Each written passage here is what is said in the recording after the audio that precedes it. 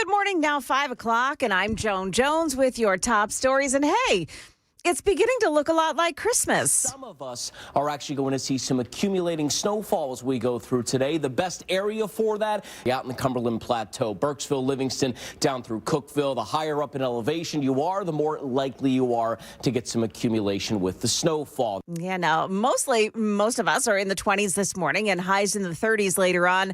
And it's going to be windy later, too, so you're going to feel like it's a lot colder this morning. You may want to bundle up as you head out the door. Other news, we learned last week that President Trump has pardoned former Tennessee House Speaker Glenn Cassada and his ex-chief of staff, Cade Cothran, for their scheme involving a fake consulting firm. Well, former state rep Robin Smith, who cooperated and testified against them, was not pardoned. Her attorney, Ben Rose, tells WTN's Matt Murphy show it's an injustice. Her best argument is, we don't want this to happen to cooperators. And when you do the right thing, after you make a mistake, we're not saying that she didn't, but when you do the right thing, you need to be able to go forward and make it right with your God and your country and make things better. And that's what she's trying to do. Now, Rose maintains that only a full pardon, not a commutation, would restore Smith's civil rights and allow her to resume civic life. She's scheduled to report to prison in January to serve an 8-year term. News out of B&A, the already fast security lanes called Clear. They're about to get even faster. They're introducing biometric e-gates at B&A, or face scanning. Now it'll take just 5 seconds to pass through the security checkpoint as long as you are signed up with Clear. Market numbers brought to you by Beacon Capital Management, online at beaconcm.com. President Trump has got a beef. He's accusing foreign-owned meat packers of driving up the price of beef in the U.S., asking the Justice Department to open an investigation. A trade group representing meat packers said they're not to blame for the high prices of beef. The National Association of Realtors says home prices are up in about 3/4 of the country compared to last quarter. Unemployment is low, but if you're out of work, you're facing the slowest pace of hiring in more than a decade. Even though the unemployment rate is just 4.3%, the low hire, low fire economy has meant fewer layoffs for those with jobs while the unemployed struggle to find work. And looking at the week ahead, on Thursday, the government's Consumer Price Index will give us and the Federal Reserve a read on October prices and inflation. Dave Packer, ABC News. Maybe a little euphoria about the end of the government shutdown. Stock futures on the plus side. Dow futures up 203. NASDAQ futures up 370. S&P futures gaining 64. That is the latest news. Traffic is next. I'm Joan Jones, WTN News.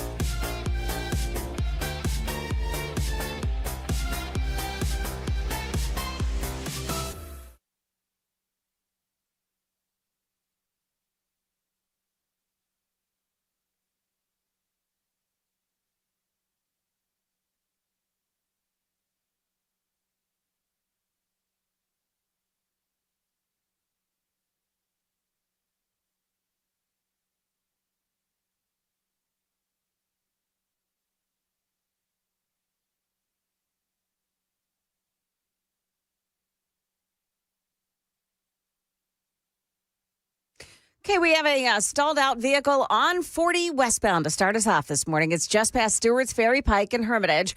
That's exit 219, the left shoulder blocked off there. A little bit slow this morning if you're traveling on 840 through the Thompson Station area. Not really sure what the deal is there. Otherwise, on the major roadways, things look good. Traffic every 10 minutes every morning on Super Talk 99.7 WTN.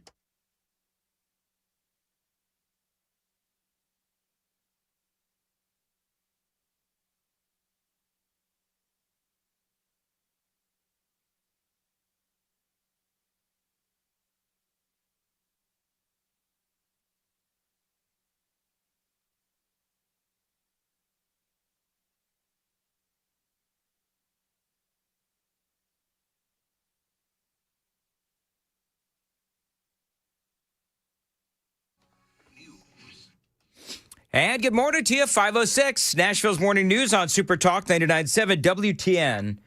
You're right, Joan. It's cold. It is beginning to feel a lot like, I don't know what, but an Arctic blast out there. Holy mackerel. First thing people got to see of me this morning as Sam turned on the camera was me blowing my nose. That's how bad it is this morning out there, and it is freezing cold. I love the hat adornment.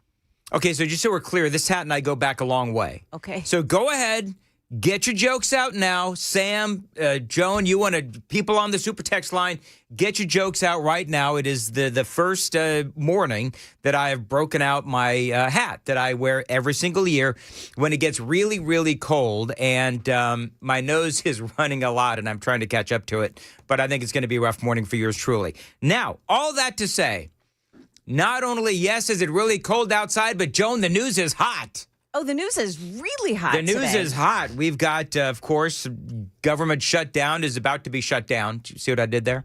Shutdown is about to be shut, whatever. Anyway, the government is apparently now going to be back open. We've got a lot to talk about there. We have a lot of guests today, as a matter of fact, and I think they're all pretty darn good. 6:05, we're going to start out with Congressman Tim Burchett, and, of course, now the Senate continuing resolution. Democrats basically caved is what it's going to come down to. We're going to get into all of this, but Tim Burchett is going to join us at 6:05 here on Nashville's Morning News, and his side of the Capitol building, if you will, the House of Representatives, they will now look at this continuing resolution. Hakeem Jeffries is out there talking tough. Hakeem Jeffries is saying, oh, we're going to fight this. We're going to fight. Oh, you're kidding me. Oh, yeah, but, I mean, that's what they got to do. That's what the Democrats going to do, but they don't have any power in the House of Representatives. The Democrats really don't. So they're going to talk tough, but ultimately the Republicans are going to pass this. And ultimately, because I don't think anybody wants to mess with this in the House of Representatives. I mean, I'll ask Tim Burchett, but I don't think that with the bipartisan, because remember, look at the Republicans being all bipartisan and stuff, right? So the Republicans were able to convince, I think it's eight total Democrats to come over to their side. By the way, you know who did not come over to the Republican side? Chuck Schumer. Have you heard the rumors about AOC and what she had to say to Chuck Schumer? Oh, no. This is the time that we start popping popcorn and going, all right, this absolutely is gonna get so right. interesting. Well, and this whole thing started, they came to an agreement. Is it actually signed yet? I don't know if it's actually, because it's just so you folks know, it's a whole process that they've got to get through. Like this was actually, I believe, just a test vote. But now that they know that they have the votes, now they've got to go through, all of the nuts and bolts of the different bills, and they got to do all that kind of stuff. Some procedural things to get all of this done. So, but they do have the votes. Now it is just a slide on ice to get all of this taken care of. Now, Donald Trump, we had an indicator yesterday that things were looking pretty good. This was the president saying that, looks like we've got a deal. Looks like we're getting very close on the shutdown. We'll never agree to give any substantial money or any money to really prisoners, illegals that come into our country. And I think the Democrats understand that. And it looks like we're getting close to the shutdown ending. You'll know very soon. Thank you very much. Now, Joan, if you want to use my saying the shutdown's been shut down, if you want to use that, Do I feel free to do that today? you can. Wow, Dan. You know what? Put a hashtag on it. Magnanimous. I'm telling you what. You put a hashtag on it, and it'll be a great thing. Can't wait to use that. It is clear, when I woke up this morning and I saw what was going on, I thought, okay, so let's see if really did the Republicans really win on this one? Because you know how this typically works, especially Joan. You spend so much time in Washington D.C., and so you know how both sides spin. Yeah, I'm there's waiting not to one hear. happy camper when it comes to the left. Right. I mean, there's like Chuck Schumer. I've got all kinds of audio, but bottom line is, everybody is admitting on the left-hand side. Everybody is saying, "Oh, we lost it. We lost this fight. The shutdown was not working. The Republicans refused to cave, and so you now have 8 Democrats joining their Republican rivals to end the longest shutdown in history. Ultimately, winners and losers, it was the American people that lost, right? The military wasn't paid. Federal workers were not paid. Some lost their jobs for now, but part of this is now they're all going to be rehired. I'll let you folks decide whether or not that is a good thing, because I think that some of those federal workers that lost their jobs probably should have lost their jobs, but we'll save that for another day. SNAP benefits, of course, we all know that many Americans, millions of Americans lost those SNAP benefits. And really, over the weekend, do you know how many on Sunday, Joan? How many thousands of flights were canceled? Oh, tell me. 2,000. And that's just canceled. Then you look at, delays and all that. Yes. It was a really, really bad look for the federal government and for the Democrats, because ultimately, as everyone knows, they are the ones that did this. So don't you just wonder Yes. if, part of this was that the Republicans said, okay, we'll take a vote on extending Obamacare subsidies. It'll happen next in the second week of December. Mm-hmm. Sure, great. Don't you just wonder if there's some Republicans who are now going to vote in favor of doing that? Like, I always feel like you have to look for the other shoe to fall with Republicans, because Right. they're squishy. And I just wonder if that's where the deal was made, that some Republicans said, okay, I'll vote for it if you get this taken care of now. No, I don't know. I think Republicans are less squishy now than they have been, but there are some squishy Republicans. One of the things in the Senate, John Thune basically said, yeah, we'll take a vote on this. I think maybe this is a topic that they're going to tackle at a later time. Remember, Joan, one of the things that they've been saying, and you're right, by the way, because they will eventually take a vote on this. John Thune said that they would. Yeah. But bottom line is that I think that for the Republicans, they said, all we want is to continue this negotiation. All we want is to be able to get the government open, get the SNAP benefits going again, get the military paid without begging and pleading for billionaires to fund the military. And by the way, you'll notice that, military was funded by, a Republican donor. I forget his name. But SNAP benefits, didn't see George Soros or anybody else on the left coming to the rescue of SNAP benefits. And so Donald Trump had to do it by trying to desperately get the government back open. And I hope that people on the left notice that. And I hope that people on the left understand that Donald Trump was really putting the screws to the Republicans, yes, to get the government back open. He was really trying to get them to do something to negotiate a deal to get the government back open without giving away the farm. And you just heard I played an audio bite from President Trump saying we're not going to give a bunch of health benefits to illegal aliens. We're not going to give a whole bunch of SNAP benefits to illegal aliens. And basically the bottom line is, it seems to me anyway, that Republicans pretty much got everything that they wanted. I mean, maybe I'm wrong on that. I'll get with Congressman Tim Burchett coming up at about 6:05, 6:06, and he'll tell us what he thinks. Republicans, 7 Democrats and 1 Democrat-leaning independent coming together on Sunday in a tense 2-hour Senate vote to introduce a stopgap measure which would allow government funding to resume until late January. Are we going to go through all this again in January? Like that's my fear. Well, the reason they extended it to that point is Yes. so that the Republicans could now get to work on the funding bills Yes. and get it passed.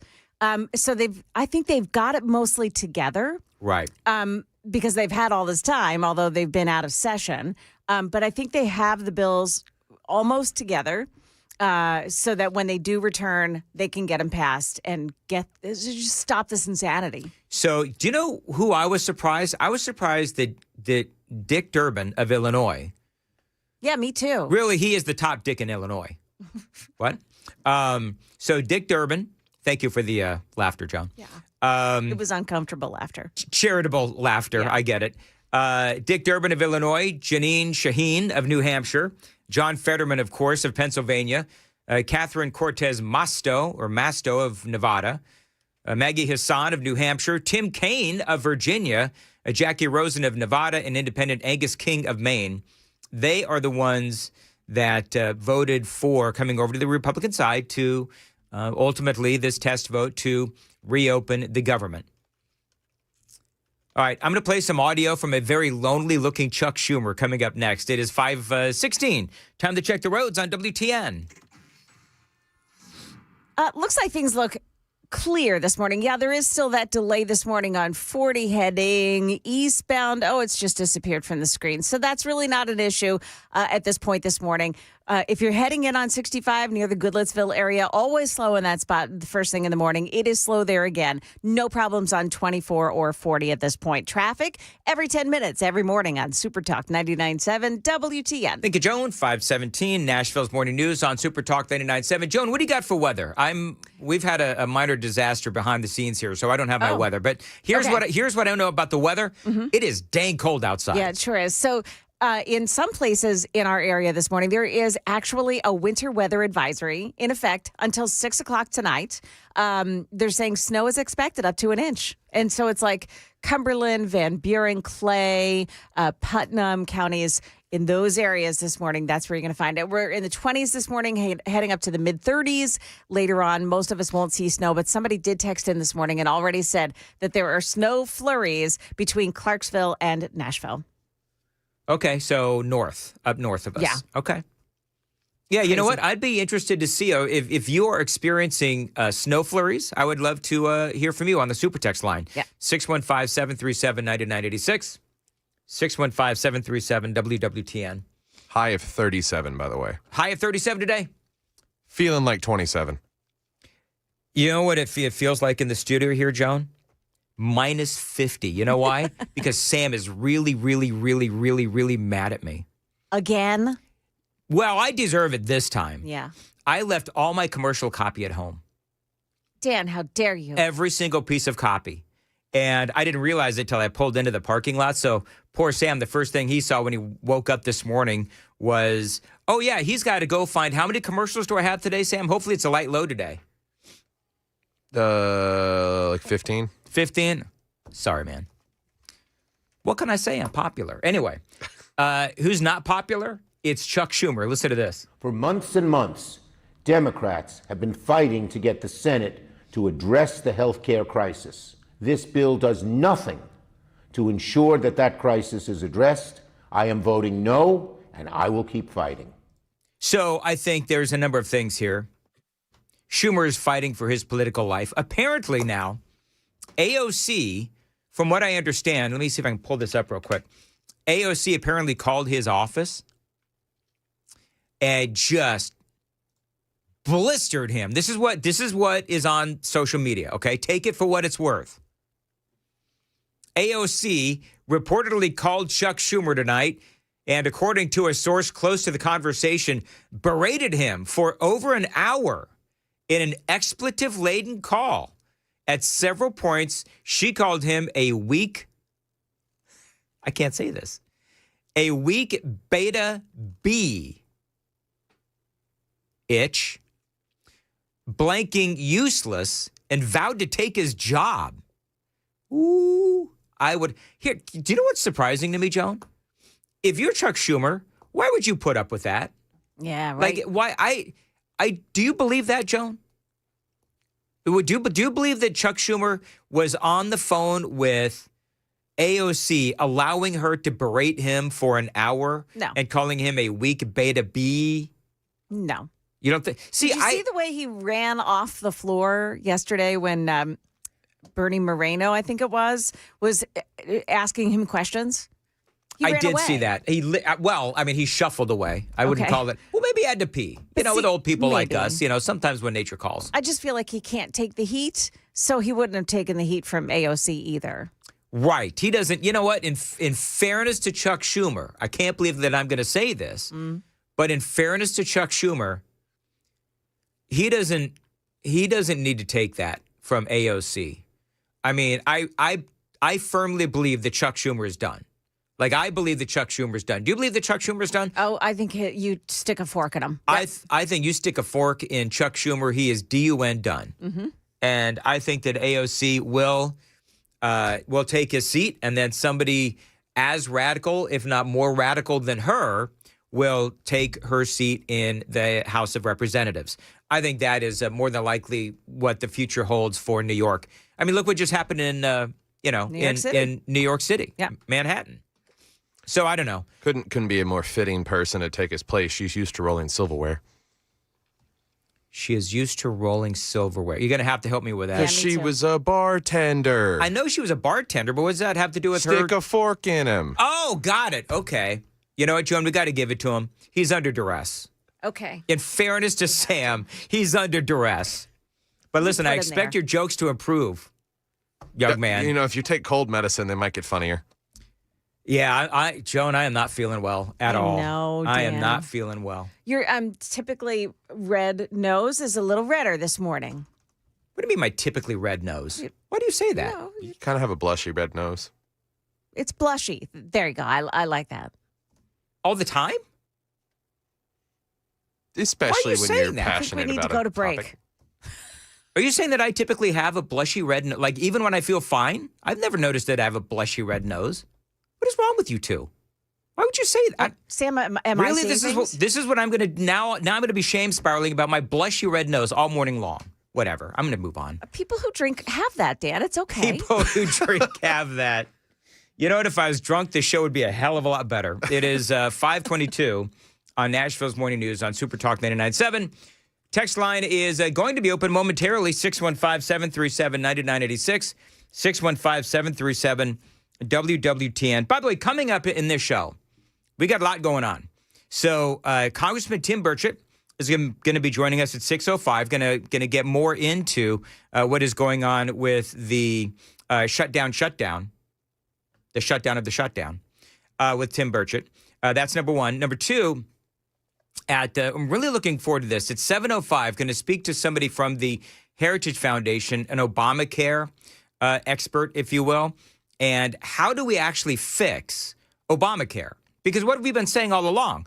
Everything we've been saying all along is, okay, so what we're doing is we are subsidizing Obamacare. We're not actually fixing it. We're not actually making it more affordable. So probably my second or third question to said expert from the Heritage Foundation is, how do we make it more affordable? I mean, forget about left versus right. How do we just, as a government, how do we make Obamacare, because it's not going, just here's the deal, folks, it's not going anywhere. So how do we make it more affordable for the American people? Whether we're talking about Democrats or Republicans, how do we fix it? Stuart McWhorter from the Lee administration, of course, is going to be on with us at, I think it's 7:35, and we're going to speak to him about how we can capitalize on what is going on right now in New York. Every single day, we are seeing more and more stories about just how many businesses and millionaires and billionaires are saying, you know what, screw it, I'm out of here. Now, Bill Lee last week put out a video basically telling New York businesses Tennessee is open for business. And so Stuart McWhorter, of course, head of, I think it is, economic development, I think it is, for the Lee administration. He will be joining us at 7:35 here on Nashville's Morning News. At 8:05, Dr. Manny Sethi is going to be joining us. We're going to be talking about some Obamacare. We've had the first case of measles here in the state of Tennessee, so we're going to talk about that as well. We may talk a little bit about the vaccines as well. So a very busy morning ahead on Super Talk 99.7. Joan's got the news. Joan. Yeah, Dan, you have to check the super text line. A lot of people are seeing snow this morning. Pretty cool. Also, there's a winter weather advisory for snow for today. We'll tell you where that is. And the first case of measles in this area in more than 20 years. Those stories coming up at 5:30 on Super Talk 99.7 WTN.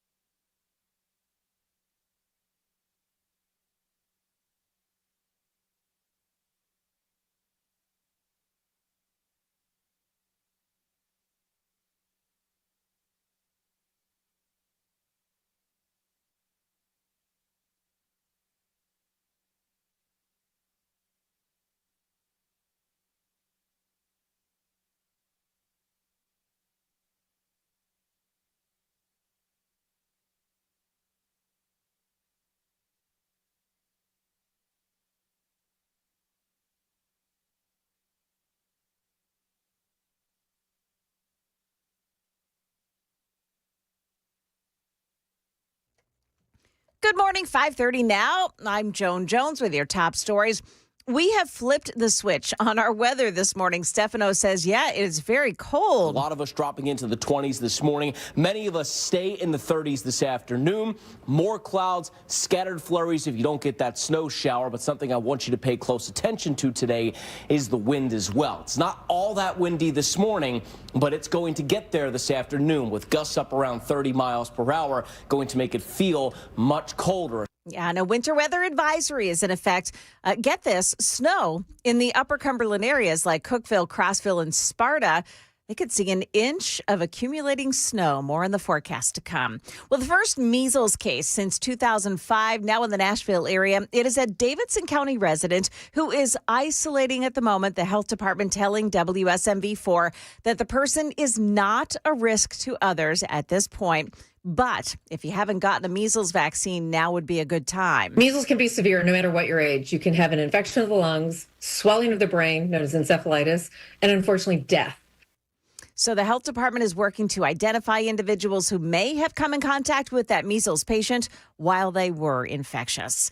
An end is finally in sight after the longest government shutdown in U.S. history. In a late-night Sunday session on Capitol Hill, just enough Democrats voted to advance a Republican bill that would extend funding for the government through the end of January. 8 senators breaking with their party to vote for the compromise, which does not include Democrats' key demand to extend Obamacare subsidies and prevent premiums from skyrocketing, the very demand that led to the government shutdown in the first place. ABC News saying that Republicans are only promising a future vote on health care sometime next month, but that had already been offered in earlier compromise talks. That is the latest news. Traffic is next. I'm Joan Jones, WTN News.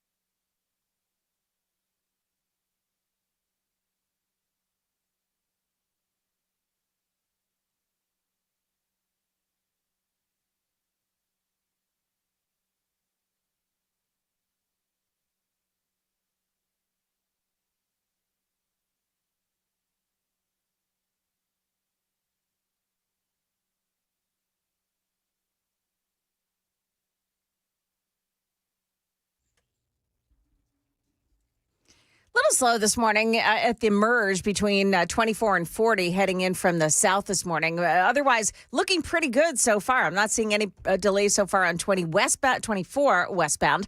840 now cleared up and looking good. 40 is fine.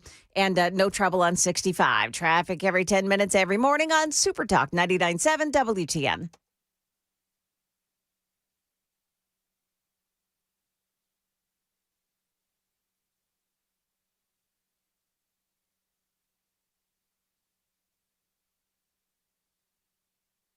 .536, Nashville's Morning News on Super Talk 99.7 WTN. Good morning to your friends. Dan Mandis here along with Joan Jones and Sam Rutherford. Good morning to everyone. Have you started your Christmas shopping yet, Joan? Yep. Okay, very good. Mm-hmm. Sam, you started your Christmas shopping yet? No. Okay, now listen. I need you two to understand that when it comes to the three of us, there is no price limit on how much you spend on me. Is that right? I just want to make sure. Well, I need to make sure that there's nothing, no awkwardity around us. Just there's no price limit when it comes to me. Okay. Price limit though for you two is like $10. I'm just saying. I'm totally kidding. I'm totally kidding. So you're going out to this? Wow, that fell flat. All right, whatever. Moving right along. Jesus. Are you a shop online kind of a person, Joan? Are you going to the actual malls and so forth? We were out this past week before, just picking up little. If I see something, I go, oh, so and so would like that. So I'm doing it that way. Okay. I'm typically a Christmas Eve day shopper. I'll get out there, do what I have to do, and get home. Christmas Eve day? Yeah. You save most of your shopping till the last minute? Usually. Wow, girlfriend. Yeah. All right. I kind of like that, like the rush and. Yeah. But, okay. Right. Not this year. I feel like I can spend a little more time being picky. My father-in-law bought my gift in like August. Oh. Yeah, he is one of those people, man. He wants to be done by like Thanksgiving. Wow. You walk into Home Depot and Lowe's and all these places, they've completely skipped over Thanksgiving. Oh yeah. Like they've now got the Christmas inflatables out. Yep. And Amy's got her eye on like 100-foot Santa Claus. Oh no. I know. You know what, Joan, you'd be proud of me. I was like, honey, we can't do that. We're not doing that. Hey, by the way, have you heard Donald Trump do play-by-play? No, I haven't. It's not very good. I'm just going to tell you. Okay. So, and I have not heard all of this, but I'm going to assume that the president did not drop an F-bomb. But in the midst of all of this turmoil that is going on in Washington, D.C., need some video here. The president was off to the Commanders game, the Washington Commanders, otherwise known as the Redskins. Did a low-flying flyover. They did do a low-fly flyover. Yeah. And I guess they asked him to do some play-by-play. I've not heard this yet. Joan hasn't either. Sam apparently hasn't. So listen to President Donald Trump doing play-by-play. And if I get some audio here, Sam, if we could. Would you like to call a play? Well, I would like to do that if you'd like me to, but I will say that your second string, your backup quarterback is a good quarterback, and he's had some very good games for you, and your first string quarterback has the potential, I think, to be a great quarterback. He's got to stop the injuries somehow. He's got to stop the injuries. And let's see, we have a very... Joan, I'd like to stop my cold. Can I just somehow magically stop my cold? Sure, Dan. Okay. Important. I think this is a very important couple of plays. Here we go. Second and 7. You're right, 2nd and 7. Let's see what happens. Whoa. That's all right. Krosky Merritt. Not bad. Takes it down to the 5-yard line. That's right. Okay, so just so we're clear, whoa, and that's not bad, is not play-by-play. just so we're clear, I'm not complaining about the president. He's color commentary, okay? But he is much more of a color commentary kind of guy. You know, like, for example, when he talked about Nancy Pelosi being vile. That was spot on color commentary. Here's a little bit more. Right, that's right. Good runner. There we go. This is a very big play, don't you think? I think they have to get a touchdown. Let's put it differently. They just have to get a touchdown. There we go. Now you're doing my job, because that's what I was going to say. They have to get a touchdown. Just forget about the play. They have to get a touchdown. So you've done my job, now you've done his job. Right. You're a regular here in the broadcast booth. Well, let's see how they do. I think they have a good team. And I think Detroit's been amazing. That trade was such a great trade. For both. You'll notice he's very careful not to anger the Detroit, Michigan fans by saying, anything bad about the Lions, who I guess made some sort of a big trade. I have no idea what it was. Teams. For LA and Detroit. Yeah, I agree. People always look at it and try to say, he won immediately. Samuel, and he is knocked out of bounds. All right, so again, not much of a play-by-play man, Donald. It's like the one thing he can't do. He can't do play-by-play, which is fine because, to be perfectly honest, I don't think he knows any of the players. I bet you know what I bet you though. I bet you Donald Trump could do play-by-play of like wrestling. I think because isn't he really into wrestling with MMA? Yeah, with MMA or whatever he that loves is. those kind of sports. Yes, that is exactly right. Okay, there has been, and I asked Sam if he had heard of this, and he has not yet. Joan, have you heard about what happened with the Major League Baseball cheating scandal? I have. Oh my gosh! I know. So real quickly, I want to put this sort of in like a little bit of perspective because I actually find this really interesting because you now have two major league pitchers who I don't know if they're actually going to send them to jail, but two pitchers have been busted for rigging pitches. Emmanuel, I think it's Clase, C-L-A-S-E, Clase, and Luis Ortiz. Now, both are with the Cleveland Guardians. This is from the Daily Mail. The pair were previously being investigated by the league itself, with a spokesperson revealing on Sunday that Major League Baseball chiefs immediately contacted federal law enforcement, fully cooperating throughout the process. Do you know what I can't wait for? I can't wait for Stephen A. Smith. Remember that whole thing with Stephen A. Smith? I wish I had the audio. Remember when Stephen A. Smith, when the DOJ busted the was it basketball players? Was it basketball players in the cheating scandal? Yeah. And Stephen A. Smith had this whole thing about how Donald Trump was coming. Do you remember that? Yes. I mean, he said it, to the point where it was just like, okay, we get it. Donald Trump is coming. He said it like 6-7 times. Turns out, of course, Stephen A. Smith was completely wrong because the investigation with the NBA cheating scandal dated back to the Biden administration, and then it segued into the Donald Trump administration. So Stephen A. Smith completely wrong on all of that, but whatever. So it'll be interesting to see what he says here because this is an investigation that originally began within Major League Baseball. And then they gave it to the authorities, if you will. Sunday, Ortiz was arrested in Boston after he and Clase were charged on multiple counts, including wire fraud conspiracy, money laundering conspiracy, and bribery. Joan, do you know how much they made in this cheating scandal? No. About $5,000. Really? They'd throw their careers and put themselves in a place where they could be jailed? Yes. Emmanuel Clase, $20 million contract. He's got a $20 million contract. Not anymore. And now he faces literally jail time, and I believe, more than likely, that his baseball career is finished. Oh, nobody will ever hire him again. And Luis Ortiz made $782,000 a year. He's kind of just getting started. Over his career, he made $2.2 million.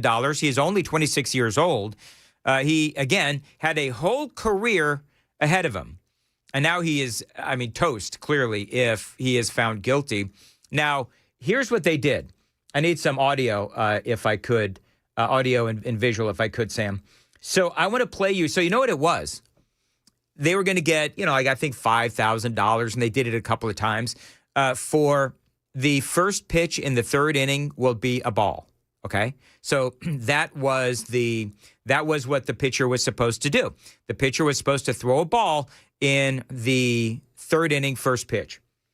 So, for you folks watching on Super Talk TV, this is the game where, and all the sports betting places are like, wow, there were so many people apparently that bet that it would be a ball on the first pitch of the third inning. Check out this pitch. And folks, for listening on the radio, this pitch is low and outside, I kid you not, by about 2 feet. Watch this. Pedro Pajes leads off and takes. I mean, is just a little bit outside. It went all the way. I could have thrown a better pitch. It went all the way to the backstop. I could have thrown a better pitch, honestly. Yeah. Now, Sam says for whatever reason it's not showing on Super Talk TV, but that's okay. But rest assured, do you know what it looks like? Nobody tell Matt Murphy I said this. But when Matt Murphy and I threw the first pitch at the Sounds game, that looks like the Murphy pitch. It went all the way to the backstop. This is about, would you say, well, you didn't see it, Sam, but it's about 2 feet. It's about 2 feet out of the strike zone and does go all the way to the backstop. And so what tipped off the authorities was that they were saying, oh, wow, okay, so we had all these people that were betting that the first pitch would be a ball, and it just so happened in the third inning, and it was, not only was it a ball, I mean, it was like in the dirt all the way to the backstop a ball. And people like, well, that's kind of weird. I mean, I get wanting to throw a ball, but you couldn't have, I mean, I don't, just so we're clear, I don't approve of cheating, right? But you could have made it look at least a little bit more believable. Do you know what I mean? Yeah. Like, he literally threw it 2 feet outside of the batter's box. So I thought it was funny. Not funny, but I mean, it's really kind of sad. I think you actually said a while back, Sam, when we were talking about the NBA cheating scandal, you were like, you know what? When you have betting on professional sports, which is now legal, these are the kinds of things that happen. And you're right. These are the kinds of things that happen. Somebody went and wrote an article apparently after this was announced about the history of cheating just in Major League Baseball, obviously going all the way back to Pete Rose. But before that, apparently there's been cheating in baseball since the 1860s. Well, the Chicago Black Sox. Remember the Chicago Black Sox? What is that, 1918? Is that when that was? Well, this starts at 1865. The New York City Mutuals make history, where they apparently, 3 members of the team conspired with a gambler to throw a game to the Eckfords of Brooklyn. The Eckfords of Brooklyn? Yeah. Okay. And, apparently it's been going on for over 100 years at this point. All right, so it doesn't have necessarily to do with online betting. Online betting. But that's just made it a lot easier. It's just been going on for a long time. Do you know what it is? A lot more people can cheat then. But how do all those people know? Maybe the mafia is probably involved because the mafia was involved in the NBA cheating scandal. But that's the question. Okay, then how do all those people find out that the first pitch is going to be a ball? Like the mafia must have some sort of, however they did it. I don't know how all those people figured out, that they should bet first pitch is a ball in the third inning. Well, it's they also referenced in that article Toronto Raptors player who was banned for life from the NBA, Jonte Porter, who leaked his injury status to bettors. So it can sometimes come from the player themselves, maybe their management, but it is definitely become a lot easier. Well, it has, and as I said, I think more people can make money. So, and I don't understand the stupidity of these people.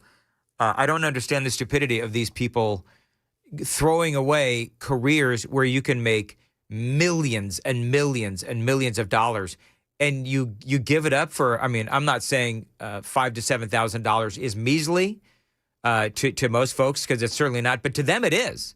To a major league ball player, I mean, that is like. Do you know what that is? That is like per diem money on the road for a week or two. I mean, that's what it is. That's how this money. And maybe they got threatened. I don't know. Who knows? We'll have to see where the investigation goes. But the whole thing for one of those pitchers, I don't know, in the article, is over 2 pitches. Sorry, is over 2. Yeah, it's a couple. They did Literally it a couple of just times. 2 pitches. Yeah, a couple of times. So they made $5,000 to $7,000 each. One of them organized it. One of the pitchers organized it. The other one was the one that actually threw the pitch. So. Yeah, just crazy and dumb. But that's what they decided to do. And I have a feeling this is not going to be the end of these kinds of investigations or the end of these kind of cases. I'd be willing to bet it's going to be just the start. All right, it is a 5:51 on Nashville's Morning News. I feel like I owe an apology to the people watching on Super Talk TV because I'm blowing my nose every 25, 30 seconds. I apologize. I'm really trying. It's just going to be a rough day for yours truly. I think you need a little... Maybe a little NyQuil, but Dayquil. Right. Something like, do you have anything like that? No, Okay, I don't. great. Why would I, Joan? Why would I possibly have something that would help me when I'm sick at work? Right. Exactly. Okay. Can't even manage to bring his scripts to work. Let the Oh.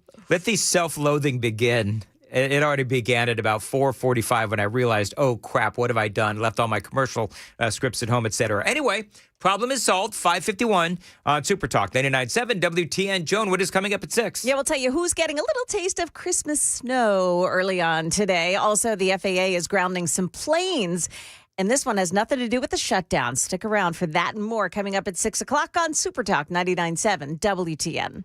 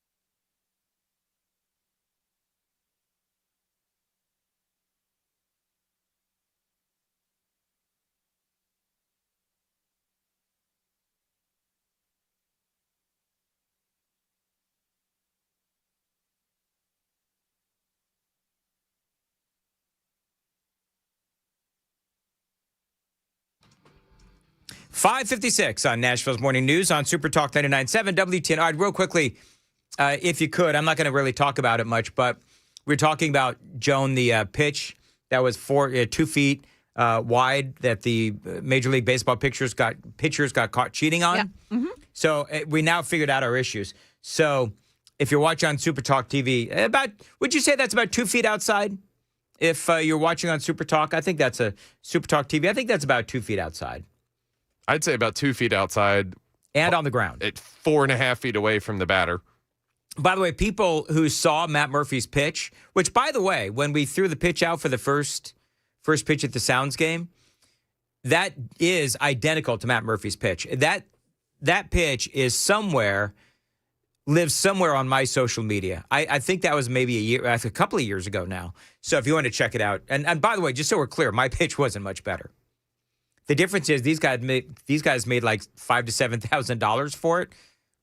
All we did was got humiliated. Well, still better than seeing the former mayor of San Francisco, current governor of California's first pitch to Giants game. That was awful. How about Obama's pitch? At Kaminsky Park?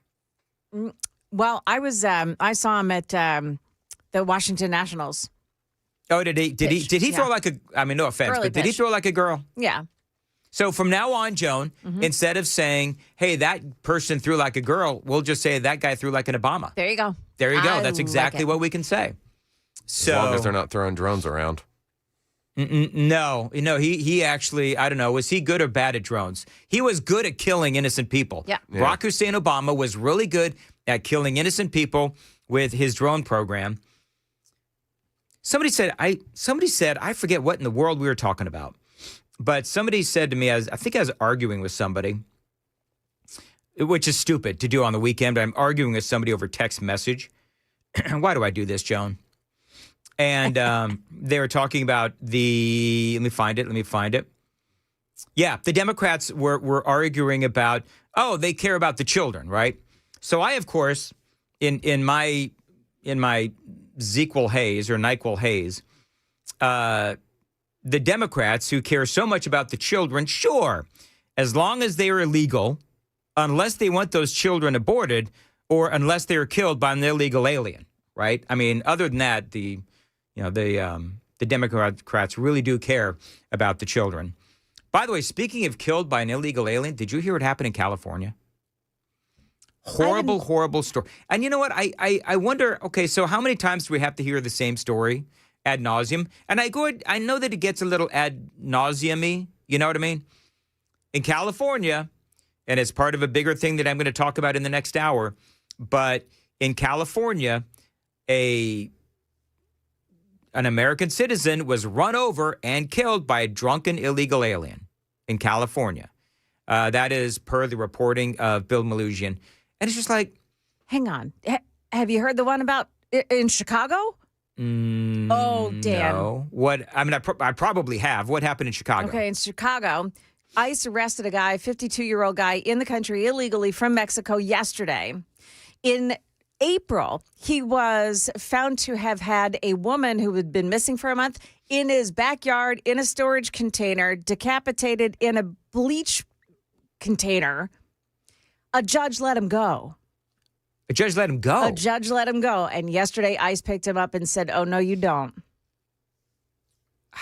Isn't that a crazy, that is mind-boggling story? That is beyond sickness. That is beyond sickness. Yeah. Congressman Tim Burchett is coming up next. You're going to talk about the shutdown that has been shut down. It is all straight ahead on WTN.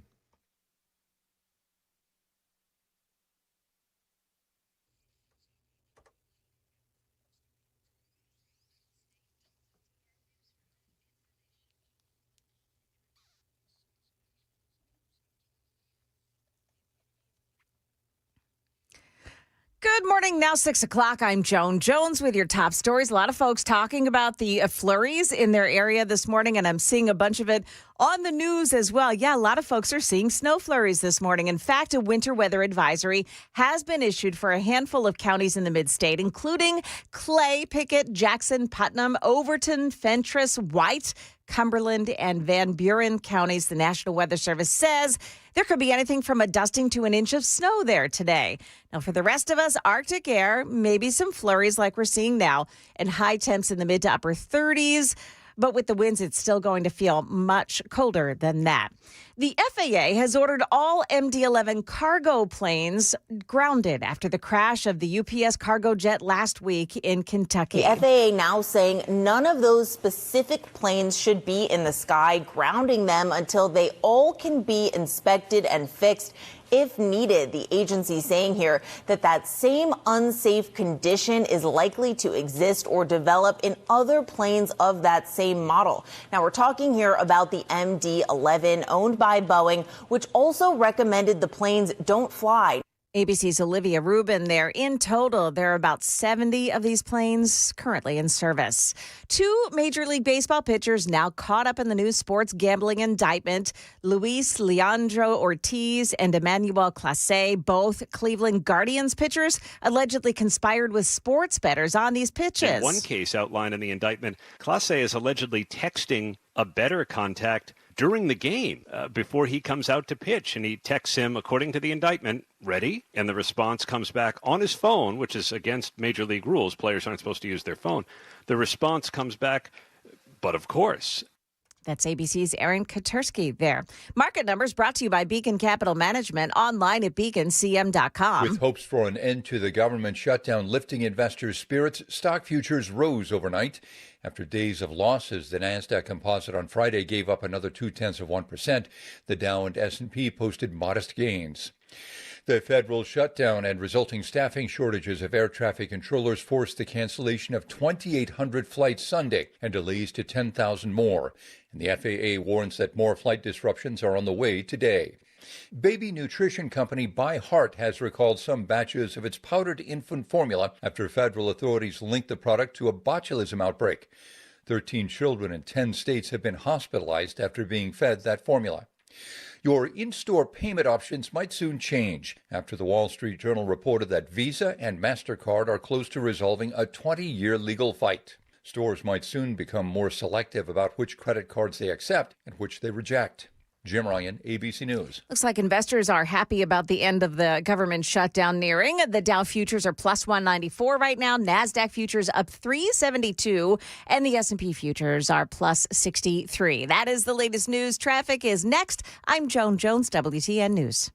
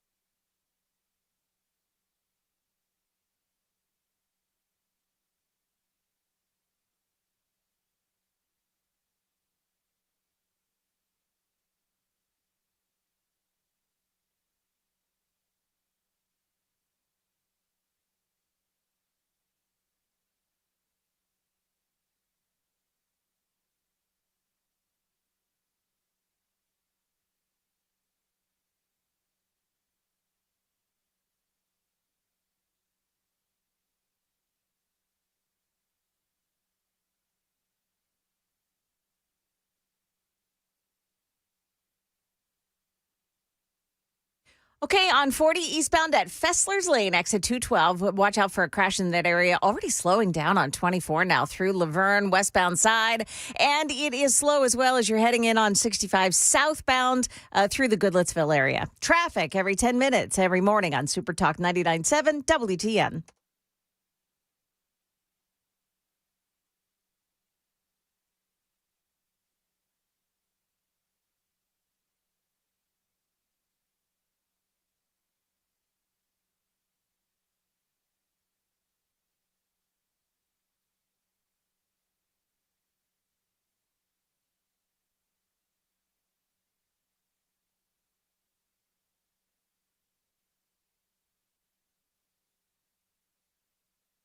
.606 on Nashville's Morning News on Super Talk 99.7 WTN. Good morning to your friends. Hope you are doing well.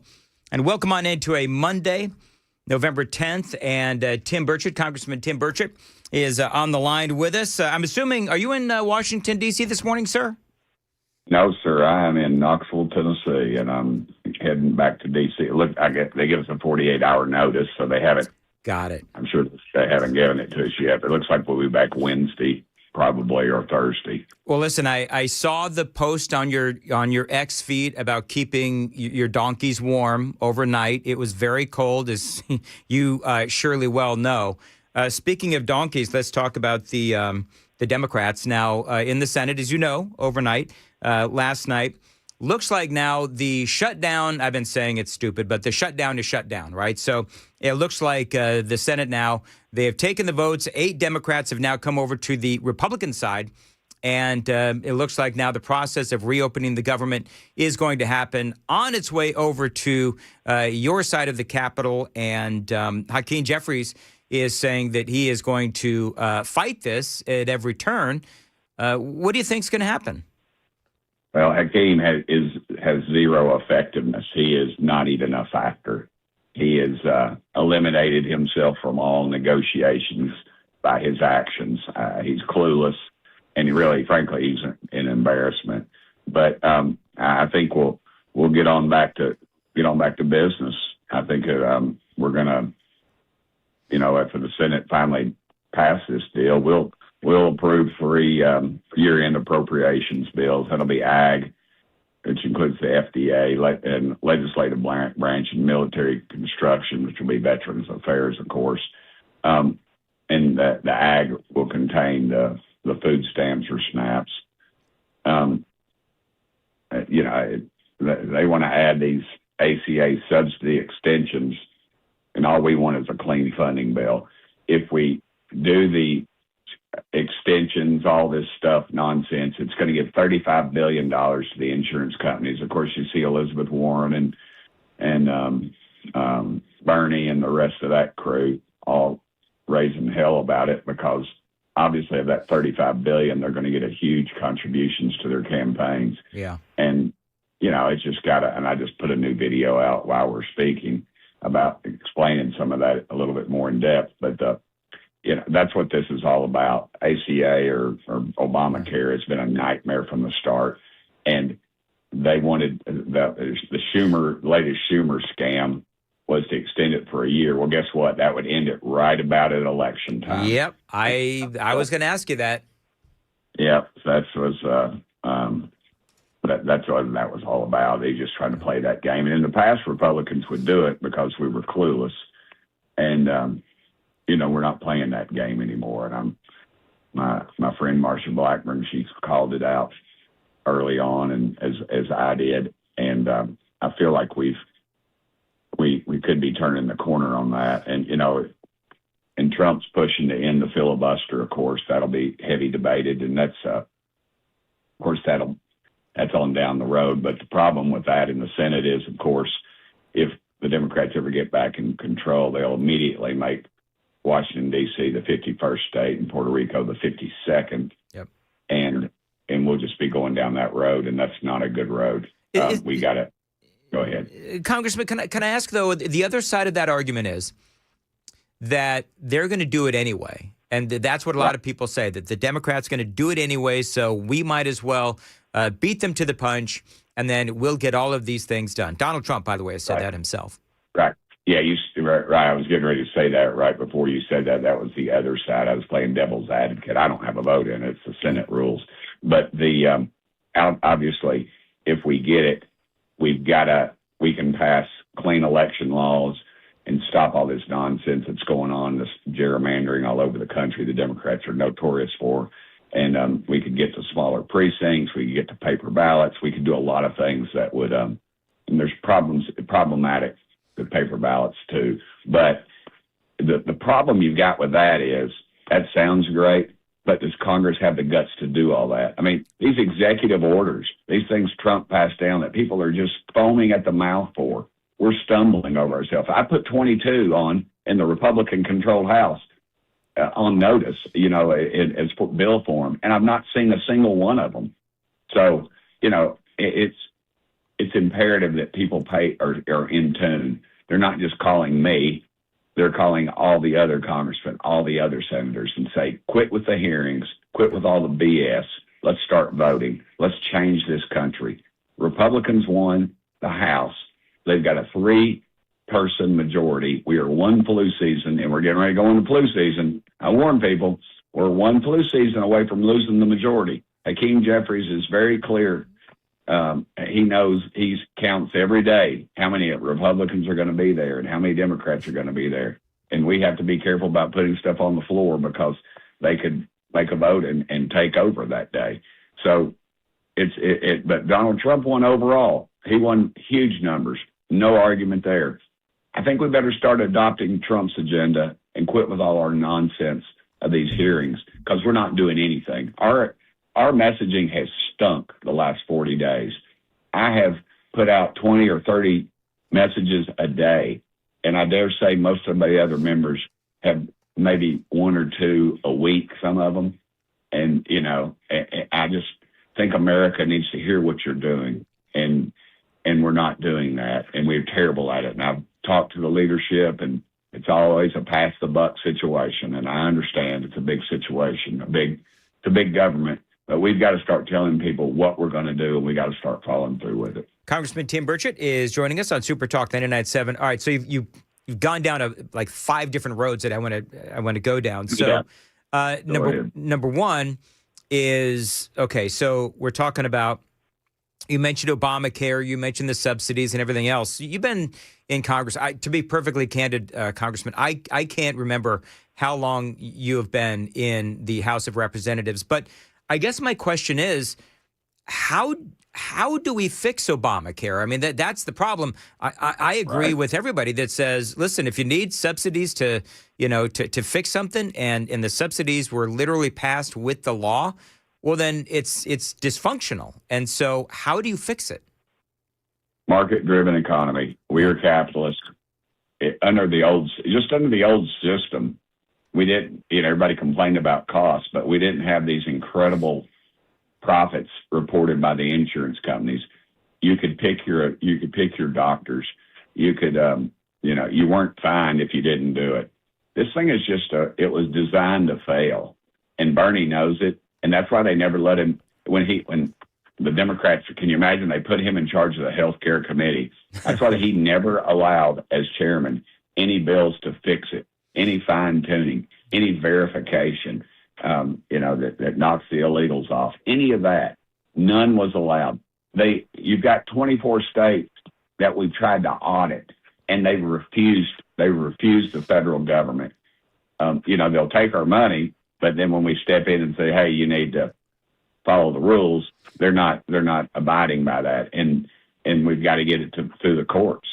And those are the kind of things we've got to do. But I think allowing the doctors and the patients at the table at the negotiations, and as far as I'm concerned, these insurance companies are the money changers because they don't want it to change. They would love a single pay system because it would just go through them, and then they would take their cut off the top. It's a very crooked system, and it was designed to fail, and the insurance companies are getting fat at our loss, and that's exactly what's happening. 6:15. And several Republicans I've been in Congress for 8 years, you had said earlier, but several Republicans have some very that could have bill ideas and plans and stuff they can put in place if we just start down that road. Again, we got to get some guts. Yeah. I very much agree with you. And bottom line is, with Obamacare, there are a lot of things wrong with it. I've actually got an expert coming up here in the 7 o'clock hour going to talk about that. Congressman Tim Burchett is joining us. Congressman, coming up, going to talk about, you mentioned messaging. Of course, as you know, we just had some elections last week. And so I'm going to ask you to reflect on those elections coming up next. It is 6:15. Time to check the roads on WTN.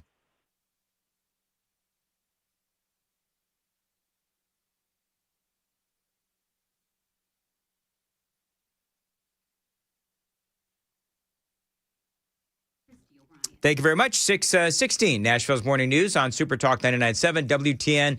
It is cold today, mostly cloudy, breezy, colder. Chance of snow showers. It's snowing, very mild snow off and on across Middle Tennessee.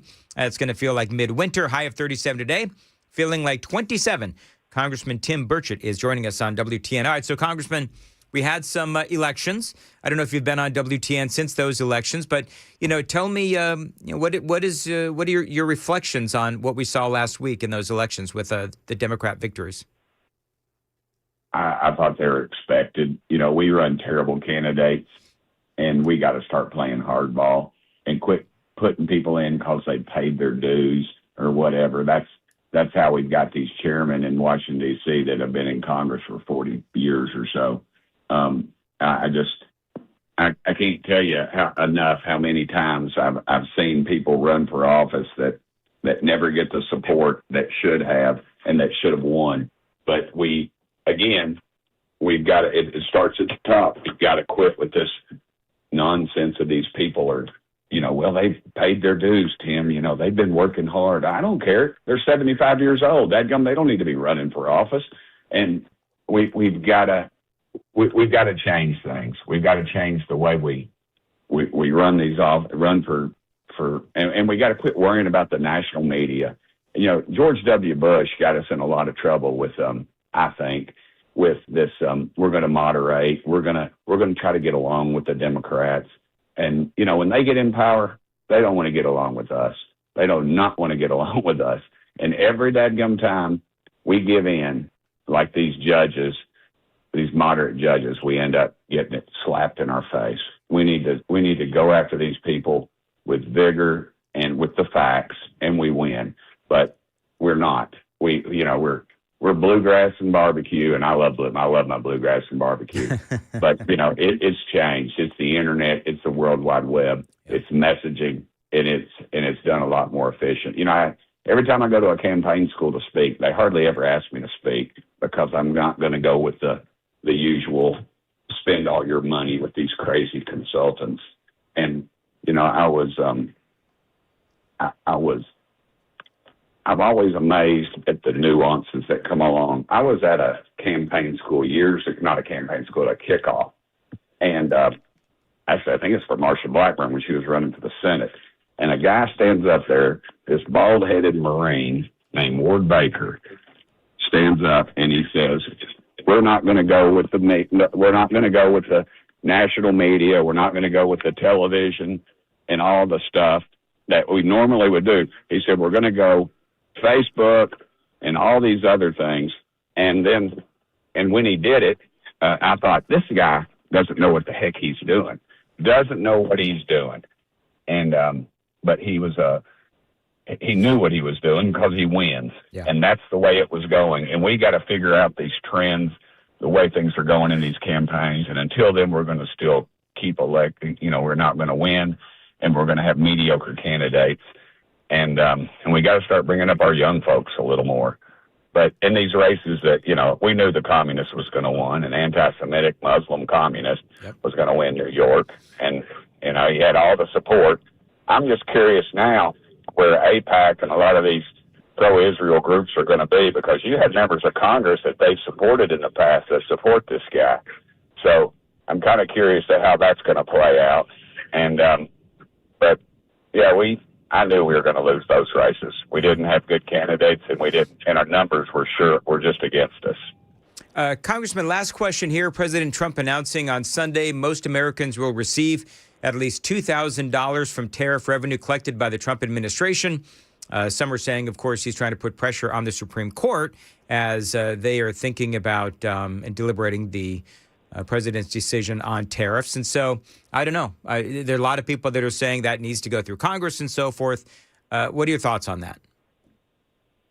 You cut out on the first part. Say that again about what they were doing. I'm sorry. It's all right. The president took to Truth Social over the weekend, and he announced that he wants to cut Americans, most Americans, he says, $2,000 in tariff revenue, basically sharing the money with the American people, most of the American people. What are your thoughts? Right. Well, I'd rather pay down the debt, but, maybe that's just a trifling amount, but I just don't.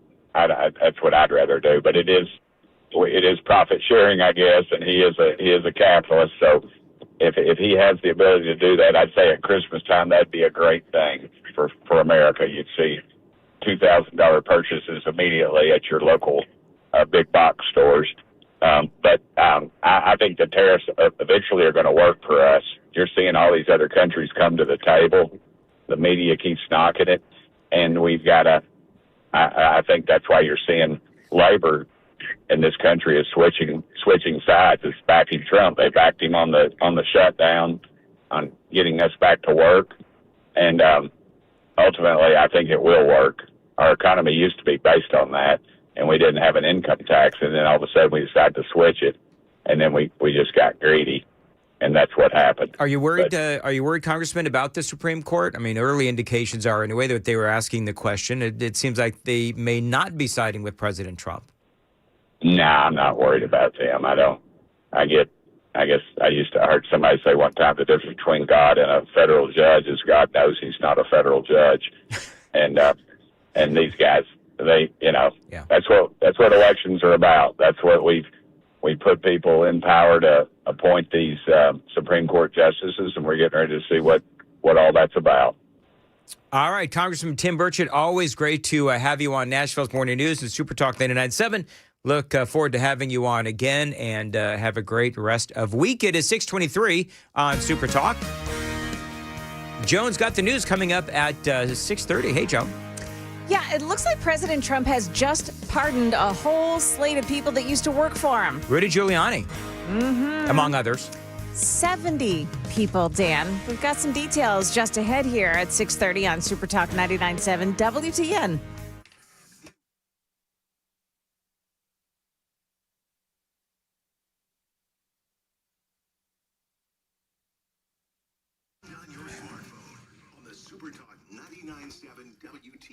Dan Mandis here for USS United Structural Systems. I've been telling you for years about USS. They are experts in waterproofing, concrete leveling, and foundation repair. This is a great company. They have helped me several times with my home.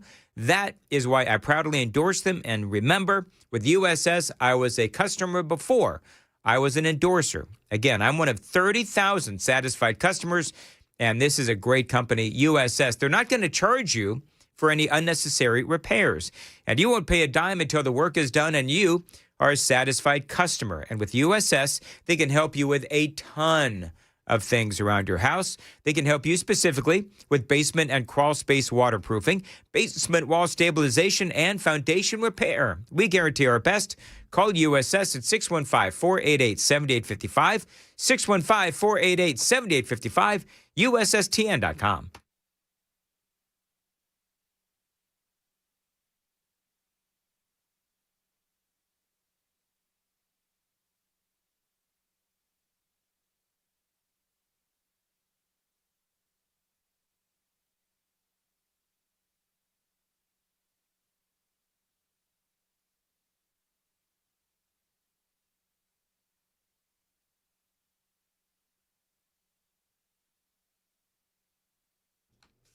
Dan Mandis here for King and Associates Insurance, your home and your car, two of your biggest investments. At King and Associates Insurance, we protect both with coverage that fits your life and, yes, your budget as well. So whether you're a first-time homeowner, a growing family, or just shopping for better auto rates, we make it simple at King and Associates Insurance. No pushy sales, just honest advice, personalized service, and policies that actually make sense. Now, at King and Associates, we're local. We're independent, and yeah, we work for you. not the big insurance companies. Find them online, kinginsurance.com. That's tkinginsurance.com, tkinginsurance.com. Call them and tell them Dan Mandis told you to reach out. 615-329-8121, 615-329-8121. You can get your free quote on home and auto coverage that gives you peace of mind. 615-329-8121. Find them online anytime, tkinginsurance.com. King & Associates Insurance, protecting what matters most.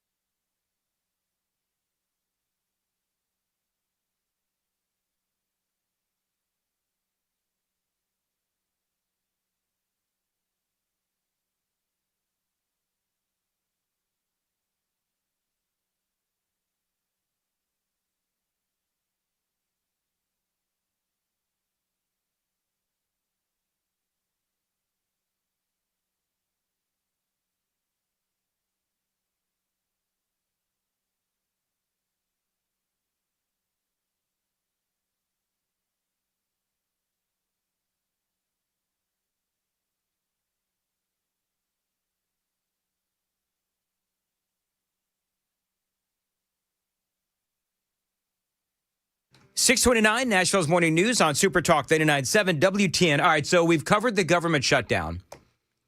There's some other things going on out there, and we're going to cover it coming up next, including, I know you'll be shocked by this, the mainstream media and some Democrats, some very scurrilous accusations against ICE. We're going to talk about that. And have you heard about the situation, Joan, in Antioch, where, and maybe you reported this, I don't know, but apparently there is a teacher in Antioch that was pepper sprayed. Oh, I watched that video. Have you seen that video? Oh, my gosh. Okay, so we're going to talk about that coming up next, because this is a story that went viral. I guess it was over the weekend.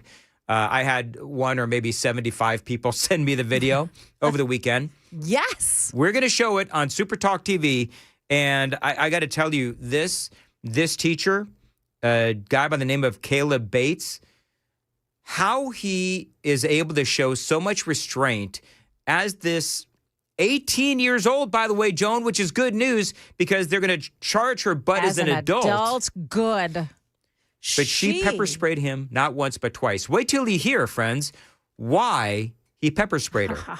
That all is coming up next. So if he would have fought back, it would have been just a misdemeanor. I don't know. But, let me tell you something. He didn't fight back. He did everything that he possibly could not to. The poor guy dropped to his knees. Yeah. And covering his eyes, and she popped them again. Yeah. We'll talk about that coming up next on WTN.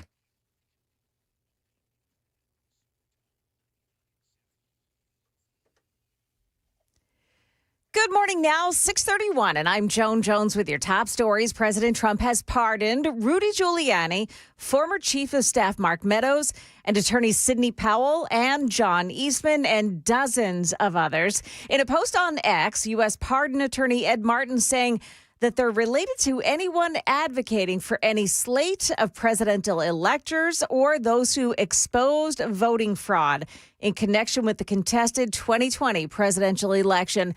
Martin saying in his post, no MAGA left behind.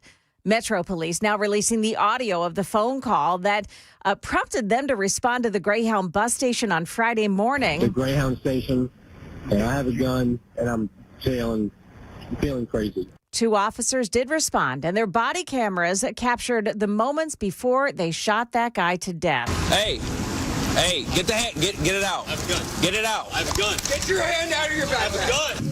Hey, put the gun down, dude. And at that point that they shot the man, turns out he did not have a gun in the backpack. It was a vanity project. A member of Nashville's Budget and Finance Committee talking to WSMV4 about the remodel of School Superintendent Adrian Battle's office suite. Under no circumstance was this necessary.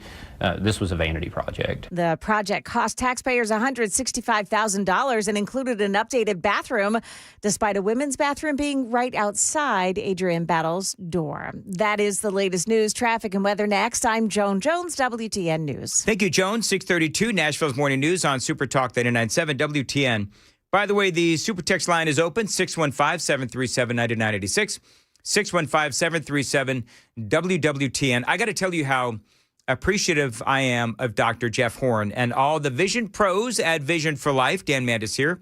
I can now see 2020 after my vision correction surgery with Dr. Horn at Vision for Life. Now, I got to tell you, what really struck me with my time at Dr. Horn in his office is that they answered each and every one of my questions. And I had a lot of questions regarding my vision correction surgery, but they made it really easy. They didn't feel like I was wasting their time. They spent a lot of time with me explaining to me exactly what was going to happen. And I got to tell you, he is probably the only surgeon to offer that kind of personalized care. He really did help me a lot. I'm a big fan of Dr. Jeff Horn and Vision for Life. So if you want to call him, tell him Dan Mandis told you to reach out. That website is visionforlife.com. That's visionforlife.com. 615-436-2020. 615-436-2020. Tell him Dan Mandis again told you to reach out. Visionforlife.com.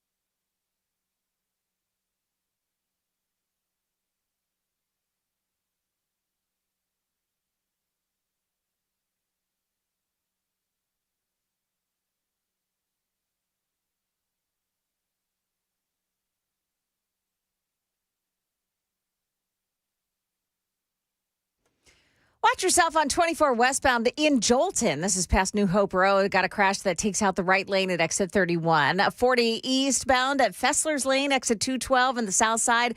The crash takes out the right lane there as well.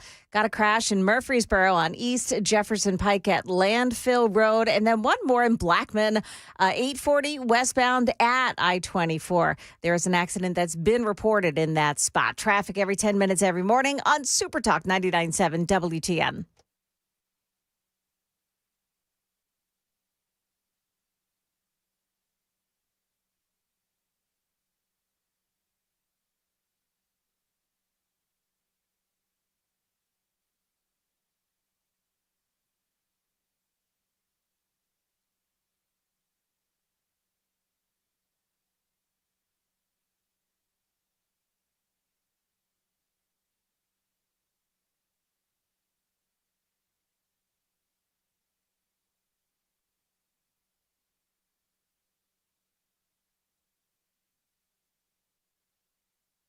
All righty, 637, Nashville's Morning News on Super Talk 99.7 WTN. Somebody asking me, okay, so Dan, can you explain to me, is the government shutdown over or not? Well, I hate this, but yes or no, yes and no. I mean, they have the votes to reopen it.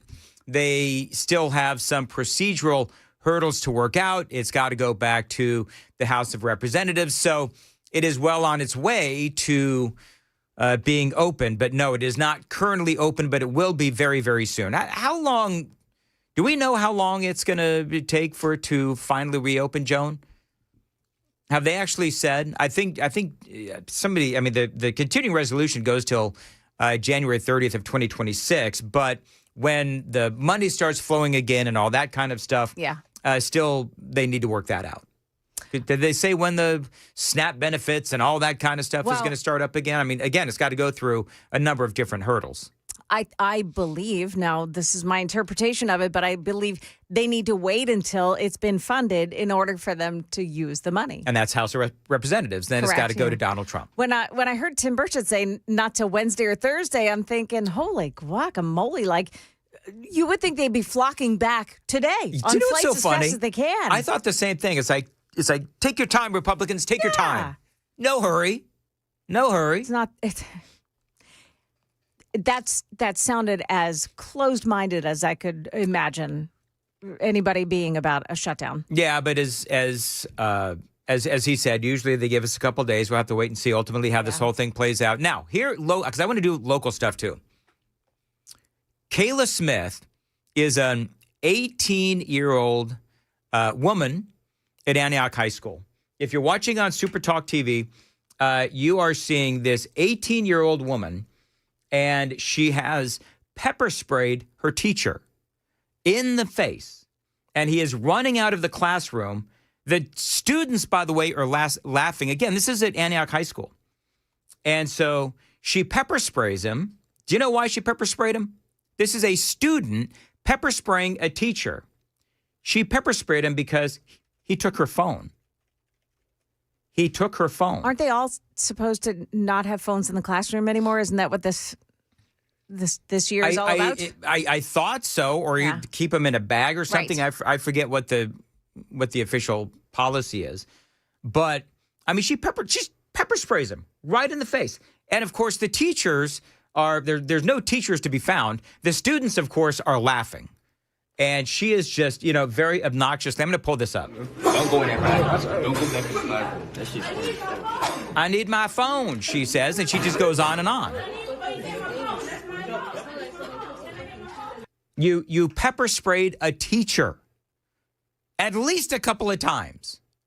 And so this poor teacher, Caleb Bates, out there at Antioch High School, I feel sorry for this guy. And apparently, this is the same teacher. This is what Grok says. This isn't the first time Bates has been involved in a similar confrontation at Antioch High School. In May, because I remember this story, in May of 2023, during his first year teaching at Antioch High School, Bates asked students to put away their phones in English class. An unnamed female student, reported as a 7th grader in some accounts, though high school context suggests otherwise, whatever, refused. Leading Bates to confiscate her device, she lunged at him, followed him into the hallway, and sprayed him with pepper spray 3 times. So this is a different time, apparently. So this poor guy's been pepper sprayed apparently not once but twice. I thought in that first case he was hit in the face. They may be confusing the 2 instances. You think so? I do. I don't know. Maybe. Antioch High School, right? Antioch High School. I was going to say, and it's mean to say, I was going to say where else, but that's not nice. Well. But this story, they say on November 9th, because you and I saw this on the same day, Joan, which was yesterday. Yeah. November 9th, 2025, a viral video from Antioch High School in Nashville, Tennessee, captured 18-year-old senior named Kayla Smith pepper spraying her English teacher, Caleb Bates, during class. And again, you've got all these students that are doing nothing but laughing at it, which is, just horrifying. Because, this is what students do. The first time he was punched in the head by a different student. So, Caleb Bates, you're saying he has been punched in the head.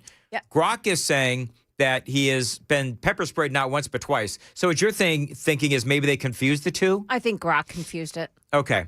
Well, listen, hats off to Caleb Bates, man. Dude, you are doing God's work. You've been punched in the head, and now you've been pepper sprayed.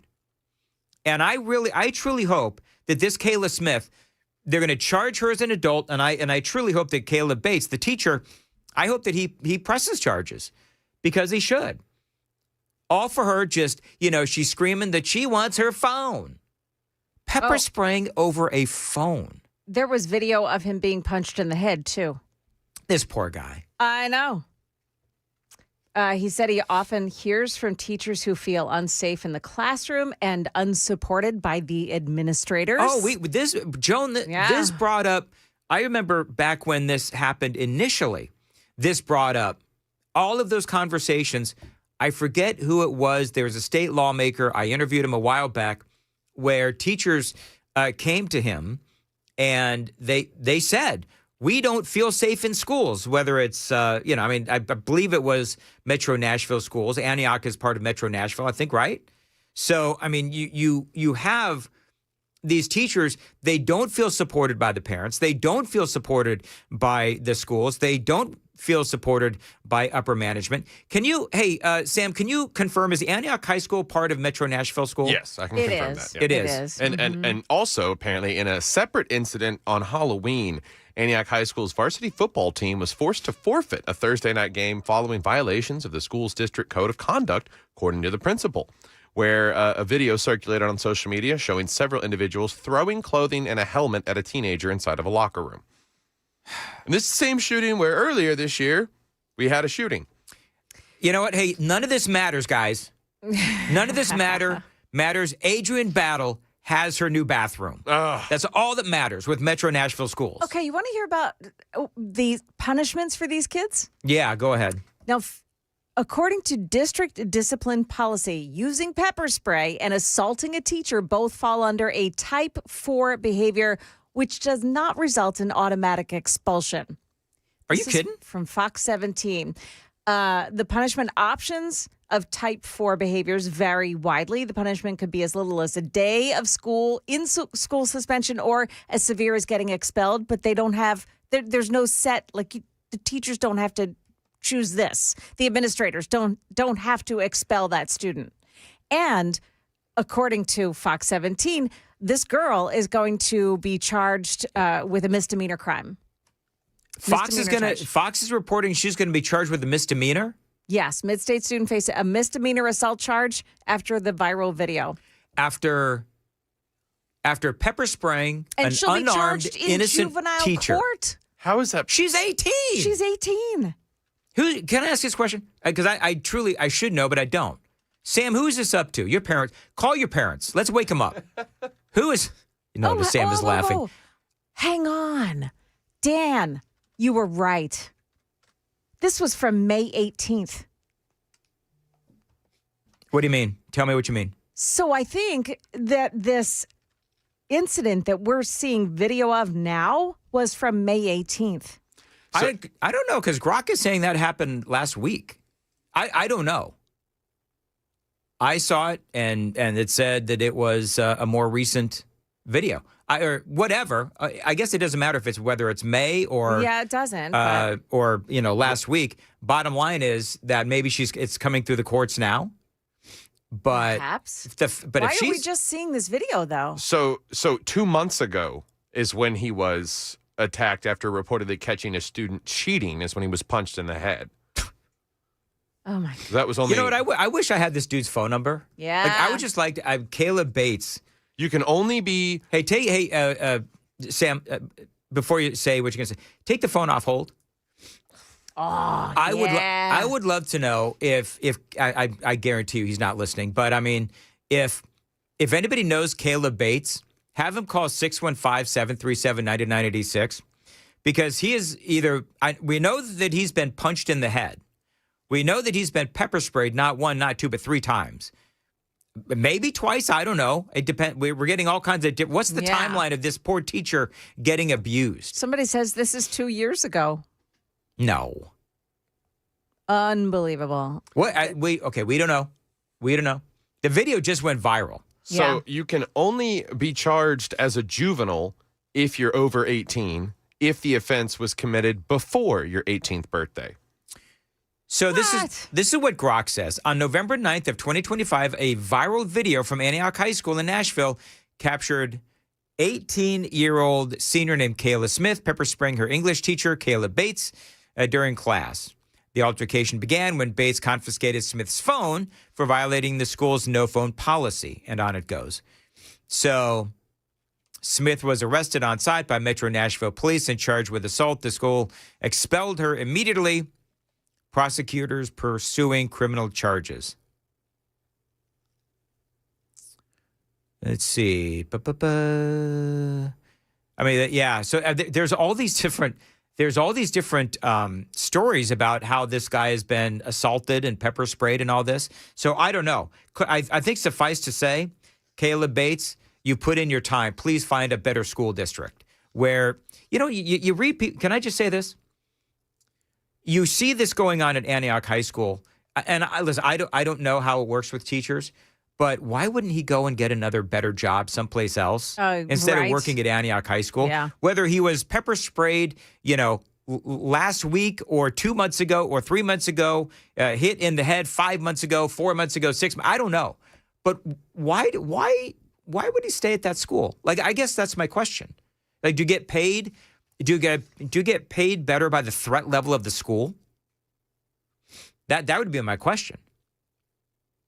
Because if I were him, I'd go work for a private school or go work in Wilson County or whatever. Oh, that becomes the catch-22 of being in that position. So you want to be a public school teacher, and you want to more often than not. I just, from my experience as an former MMPS student, not a lot of right-leaning or independent individuals working for the school. Yeah.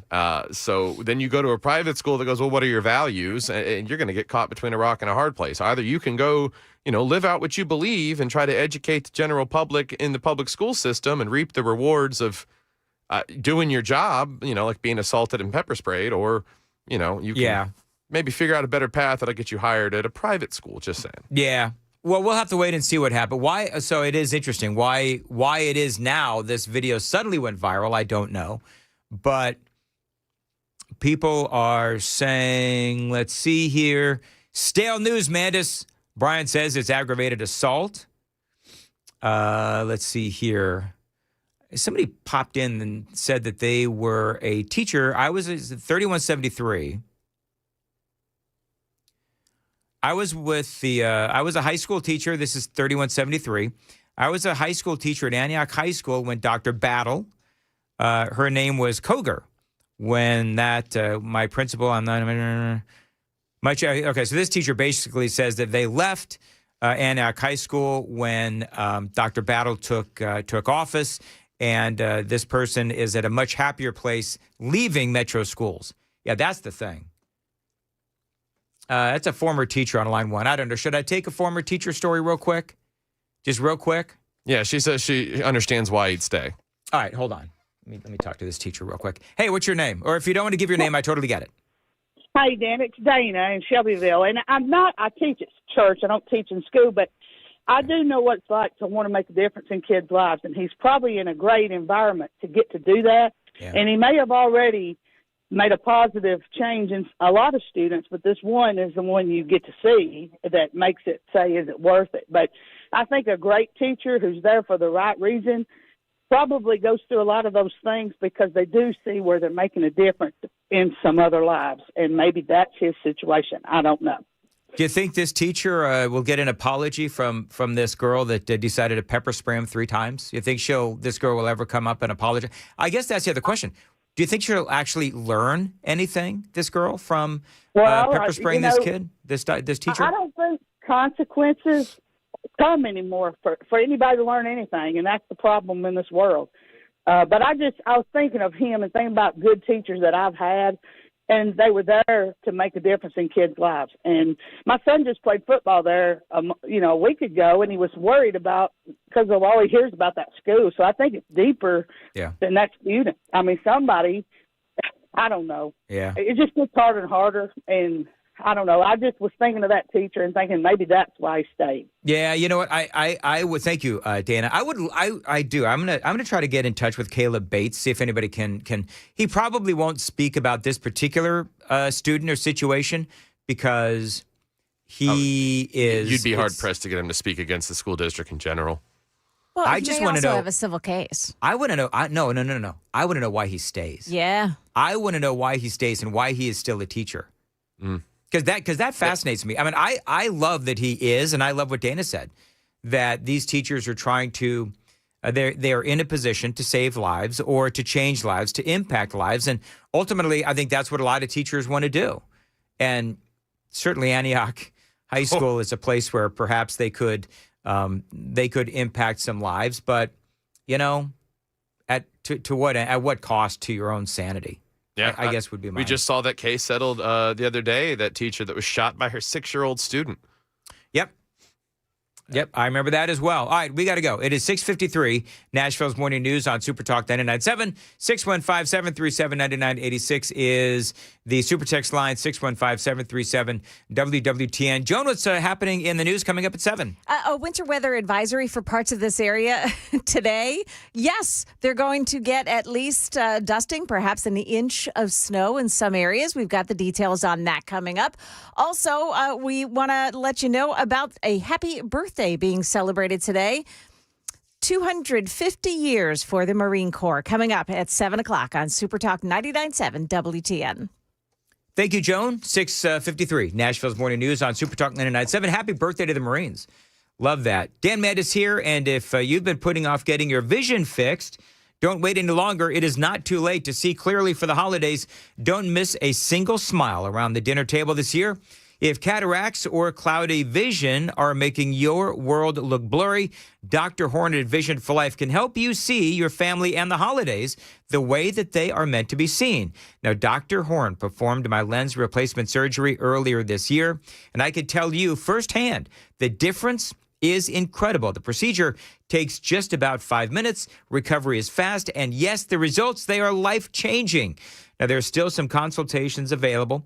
They are filling up fast here as we head into the holidays. So if you want to see clearly for the holidays, call 615-436-2020, 615-436-2020. Find them online anytime.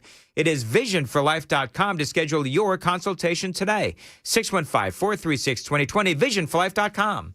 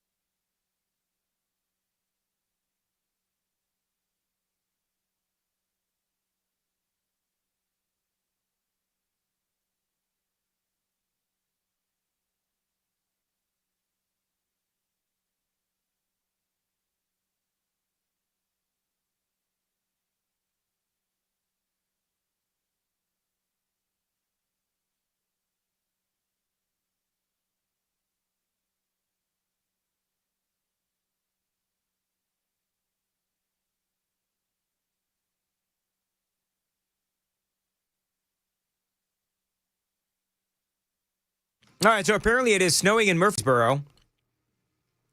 Pretty good sized flurries at BNA, according to the super texters.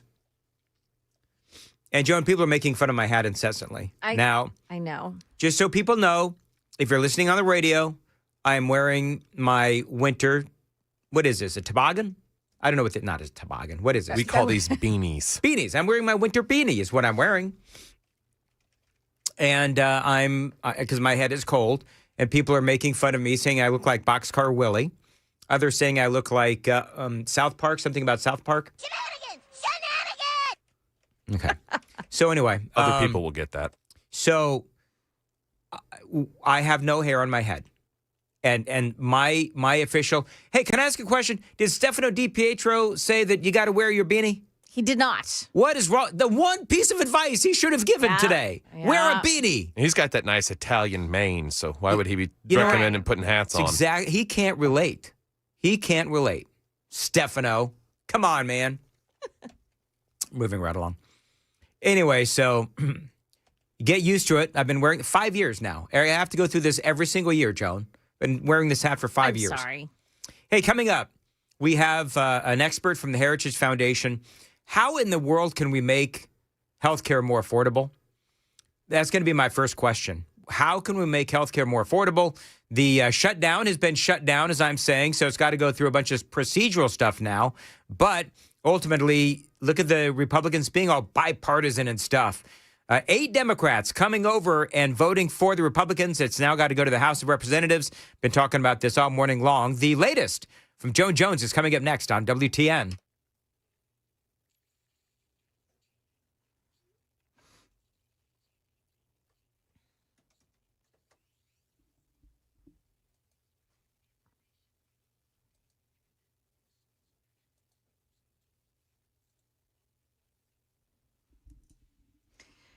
Good morning. I'm Joan Jones with your top stories. Yeah, winter weather advisory in effect now through 6 o'clock this evening for snow, up to an inch of snow in the Cumberland Plateau areas. But we do have flurries for a lot of folks all around Nashville right now. Some relief for laid-off government workers and families who rely on SNAP food assistance. The Senate adjourned last evening after clearing a key hurdle on government funding. In the end, Senate Democrats backing away from their key demand, extending expiring Obamacare subsidies so health insurance premiums don't rise for millions. But Senator Bernie Sanders insisting the party is giving in too soon. If this vote succeeds, over 20 million Americans are going to see at least a doubling in their premiums in the Affordable Care Act. And other Democrats leaving the chamber clearly upset. ABC's Rachel Scott. There will be a vote on extending Obamacare subsidies, but there is no guarantee that Republicans will support it. We learned last week that President Trump pardoned former Tennessee House Speaker Glenn Cassada and his ex-chief of staff, Cade Cothran, for their scheme involving a fake consulting firm. But former state rep Robin Smith, who cooperated and testified against them, was not pardoned. Her attorney, Ben Rose, telling WTN's Matt Murphy show it's an injustice. Her best case, her best argument is we don't want this to happen to cooperators. And when you do the right thing, after you make a mistake, we're not saying that she didn't, but when you do the right thing, you need to be able to go forward and make it right with your God and your country and make things better. And that's what she's trying to do. Rose maintains that only a full pardon, not a commutation, would restore Smith's civil rights. News out of BNA, the already fast security lanes called Clear are about to get even faster. They're introducing biometric e-gates at BNA, or face scanning. Now it'll take just 5 seconds to pass through the security checkpoint as long as you're signed up with Clear. Happy birthday to the Marine Corps, celebrating 250 years. And in Washington, D.C., Saturday at a birthday ball, Vice President J.D. Vance to the Corps. Peace through strength. We are fighting for peace every single day in the White House, every single day in the Oval Office. We achieve peace because you, the Marine Corps, are our strength, and we won't forget it, and we never have. Thank you, Marines. Vance, by the way, is the first ever Marine to hold the vice president position in U.S. history. Market numbers brought to you by Beacon Capital Management, online at beaconcm.com. We've got futures on the plus side. Dow futures up 164. NASDAQ futures are gaining 369. And the S&P futures are plus 60. That's the latest news, traffic, and weather next. I'm Joan Jones, WTN News.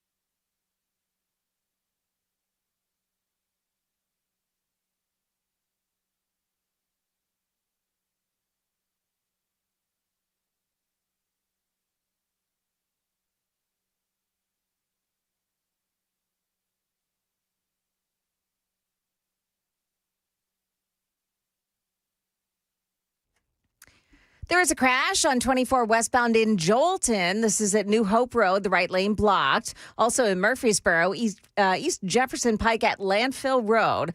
Crash has been reported as well. Now, 40 westbound South Loop, you've got an accident that takes out the right shoulder at 2nd Avenue. 40 eastbound at Fessler's Lane, exit 212. That's a crash in the right shoulder. And then 840 westbound just before I-24. An accident there has the left shoulder blocked. Traffic every 10 minutes every morning on Super Talk 99.7 WTN.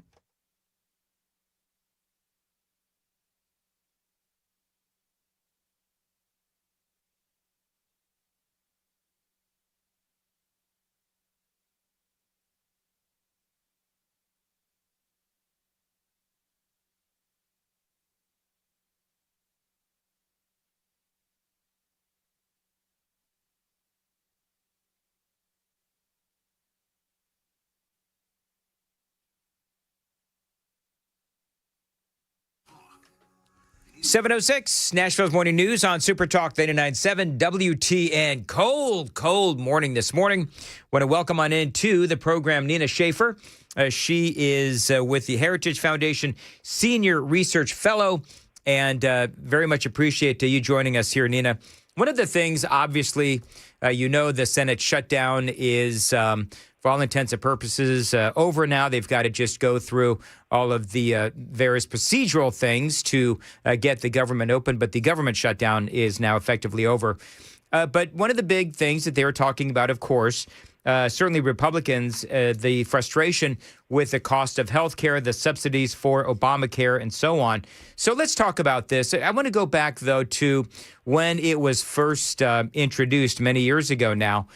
But this has been subsidized since day one. Everyone that I know who has tried to utilize Obamacare, tried to buy insurance on the exchanges, people who had it before, had insurance before. I don't know if I've seen one, I'm sure there are, but I'm not sure, Nina, if I've seen one positive story regarding Obamacare. So how do we fix it? Healthcare is really expensive, but, right now, let's just look at what are the big problems with Obamacare that makes it so expensive right now. Well, you're right. Premiums have been going up. I think the promises that Obamacare purported to the American people have really shown that they have failed. They said when they passed the law that it would reduce premiums for American families. We see that premiums are not only skyrocketing in Obamacare, but now they're actually rising across the board, not just for those who are subsidized, but those who are unsubsidized. They said that you could keep your doctor if you'd like it. If you go to an Obamacare plan now, your networks are far more restrictive than they were before Obamacare was enacted. And they said that it would increase competition. And what we see is that there are fewer insurance plans available to people, more consolidation in the health insurance markets. And that's really what's kind of driving a lot of what's happening here. I would also point out that what the Democrats or leadership in the Democratic Party, I mean, I think there are some that kind of have seen the way the problems. We even had, I think, a senator from Vermont, a Democrat senator from Vermont, admit that Obamacare has failed and it's not working. But their solution right now is just to throw more money at this problem rather than really getting their sleeves rolled up and reopening Obamacare and figuring out how do we fix the mess that they created. Well, yeah, I mean, the Republicans, their whole thing has been for years now, you've got to look at Obamacare. You've got to fix Obamacare. To me, what the subsidies do, whether we're talking about the original subsidies or the COVID era subsidies, is really what you're doing is you are, I guess, to use a medical phraseology, you're masking the symptoms as opposed to treating the problem. Absolutely. And you make a very important point. All this debate is about COVID era subsidies. But what it also revealed is that they realized it was the first signal. They might have packaged it as this is for COVID. But again, the Biden administration started with COVID. Then they re-extended these temporary subsidies under the Inflation Reduction Act. That should have been a signal to everyone that they realized that Obamacare was spiraling out of control. And again, their answer was, let's just throw more money at it and pretend people don't realize that our number one legislative accomplishment in healthcare has actually failed the American people. Let me ask you this. Why is it, Nina Schaefer from the Heritage Foundation, why is it so difficult to fix this? Well, I think that the healthcare system is large. It's almost maybe a fifth of the economy. And it's very opaque. The entire healthcare system, I feel, is running, whether they're government programs or private plans, really are running on autopilot. You have major government healthcare programs, whether it's Medicare, Medicaid, or Obamacare, or all the other programs, standalone programs that are intended to try to help fund the healthcare system. And on the flip side, we have a private system where it's now dominated by a few very large insurance companies. And everyone is very fine with just going with the status quo. There's very little opportunity for innovation or any kind of disruption in the healthcare system. And that's why everyone is just kind of going along with the current system. No one is actually looking at how do we actually fix the healthcare system in a way that brings down costs. I think there's three things that I hope that the Congress begins to think about as they kind of reopen the government and start actually talking about how to fix the healthcare system. One is giving people more control and ownership of their healthcare dollars and decisions. Right now, if you are in a government plan, you let the decisions be run by the government, whether it's state government or the federal government. We realized during COVID, the American people don't want the federal government or their state government telling them what to do with their health care.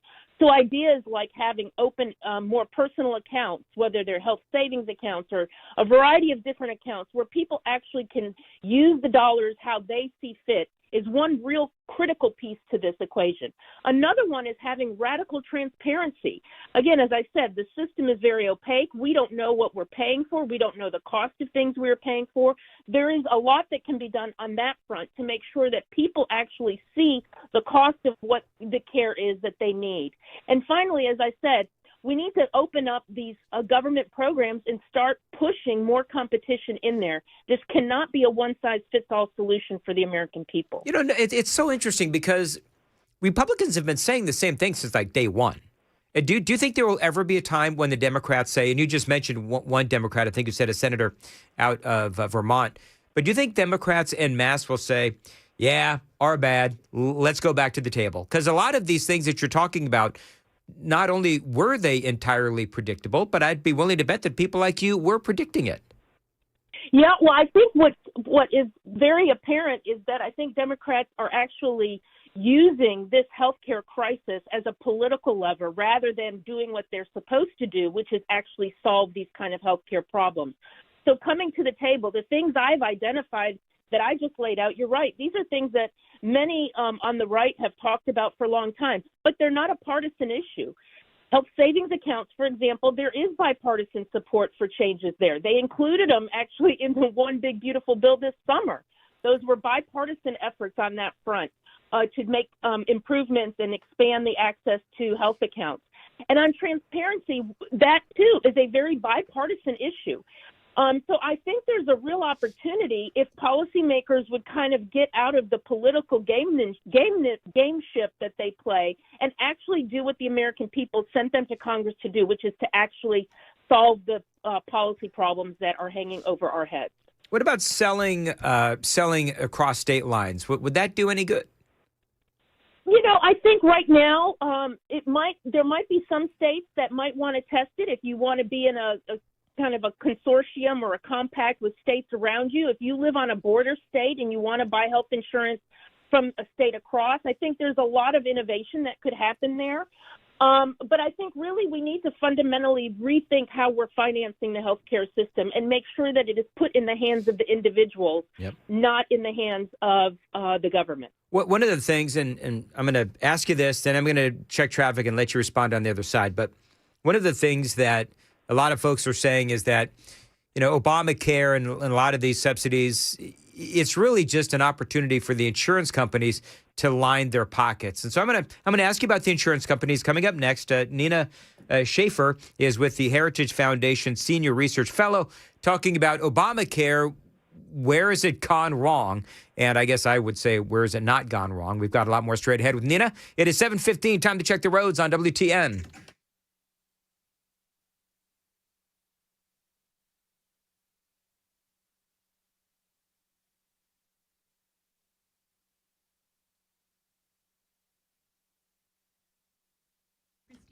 Thank you very much. As far as your weather goes, mostly cloudy today, breezy, colder with a couple of snow showers as well. It's snowing off and on lightly in various parts across Middle Tennessee. Kind of feels like midwinter. High of 37 today, feeling like 27. All right, so Nina, talk about the insurance companies and their role in the rising costs of Obamacare. Well, look, they are moving where the subsidies are. And so when you create a government program as large as Obamacare or any of the other programs that are out there, even including the Medicaid program, their desire is simply to administer the programs that the government has set up. So they are there to pretty much just, to shuffle the funding around and take the subsidies and provide a service to those that are getting the subsidy. It is a very opaque system. Again, the insurers are collecting subsidies on behalf of individuals. Some we have found during this COVID expansion didn't even realize they were enrolled in insurance plans. So again, another area where we need radical transparency about how we are actually funding Obamacare and making sure that individuals actually know where their money is going and if it's going where they want it to go. You know, Nina, I was reading an article, I think it was last week, and the premise of the article is very alarming because the premise of the article was that insurance is getting so expensive, Obamacare and otherwise, that businesses may stop offering insurance as part of incentive packages. Well, I think you raise a really great point. Everyone seems so fixated on Obamacare when in reality, the healthcare system as a whole, prices keep going up. Obamacare has certainly fueled some of that, but we have a larger problem where healthcare costs continue to rise across the board. And one of the concerning factors, as you raise, is if employers, we see this happening with small employers, begin to just throw their hands up and say, I can't do this anymore, those individuals will now fall into having to get health insurance through these government programs. I think at the end of the day, that is the gameplay or the playbook of the left. They want more, their end goal is to have more and more people dependent on these government programs so they can then control the care and services that we receive.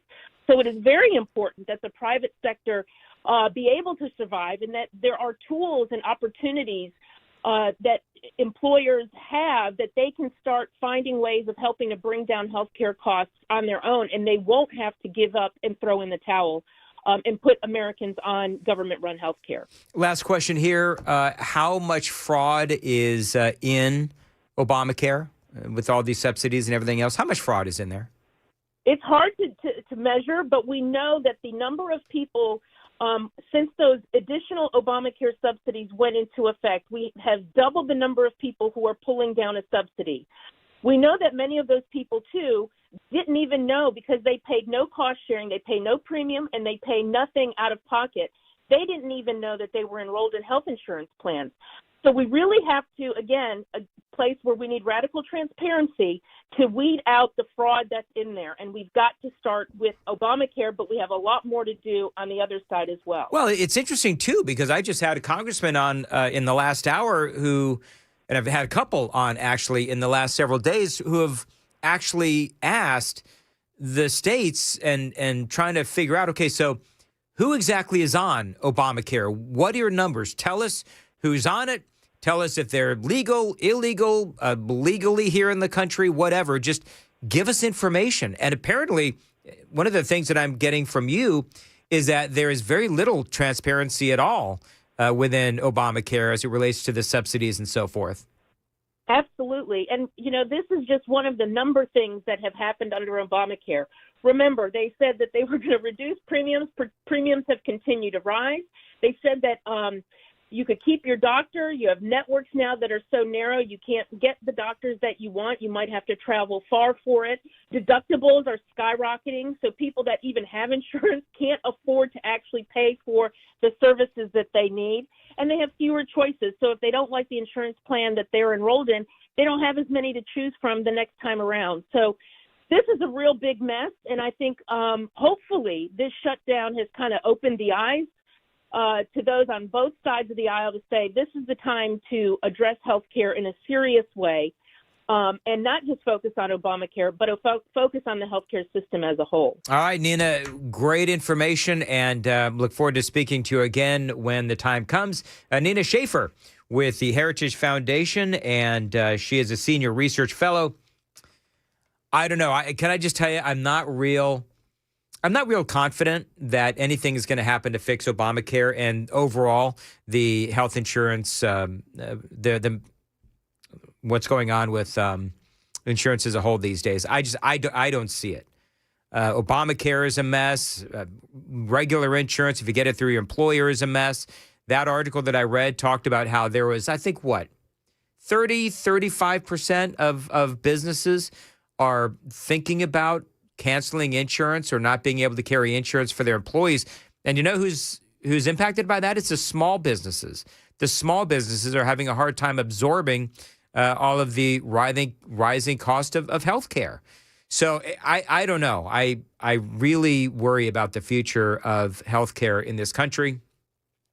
And we'll have to see what happens coming up as the government reopens. They're all going to go back to the drawing board and figure out how can they possibly fix Obamacare and health care as a whole. It is 7:21 on Nashville's Morning News on Super Talk 99.7. Hey, coming up, Joan, this is going to be a barn burner. Stuart McWhorter, commissioner of the Tennessee Department of Economic and Community Development, is coming in. Now, y'all may think that I'm actually being facetious. Whenever I have Stuart on, people really like when he comes on because we're going to talk about the opportunities, because I know the Governor League came out with this little video about, inviting New York businesses to Tennessee. And so Why now, are you dissing it? It's not a little video. It's a little video. Okay. And so, no. It was a little video, but Stuart McWhorter, he is going to give us a big interview. He's going to get, details on what we can do for those businesses in New York. That's all I mean, Joan. Okay. Why do you have to diss me all the time? I thought you were dissing, I'm playing hurt, Joan. Our governor. Be nice to me. Okay. I'm sorry you don't feel well and you're indignant. And I can't wait till, if Stuart's listening, he's like, oh, great, I got to get into a small room with a sick guy. Anyway, it is 7:22. Nashville's Morning News on Super Talk 99.7. Super Text line is open, 615-737-9986, 615-737-WWTN. Joan, what's coming up at 7:30? We have the first case of measles around here in a couple of decades. We've got details on that coming up here at 7:30 on Super Talk 99.7 WTN.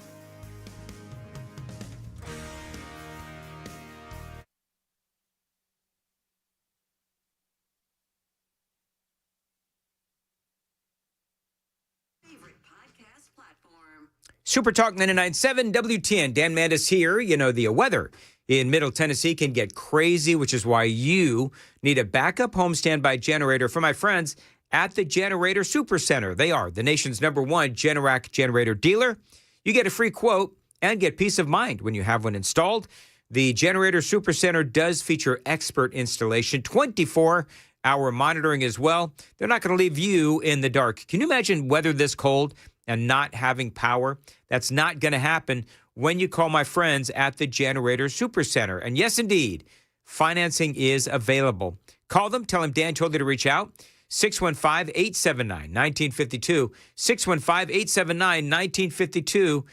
Find them online, generatorsupercenter.com.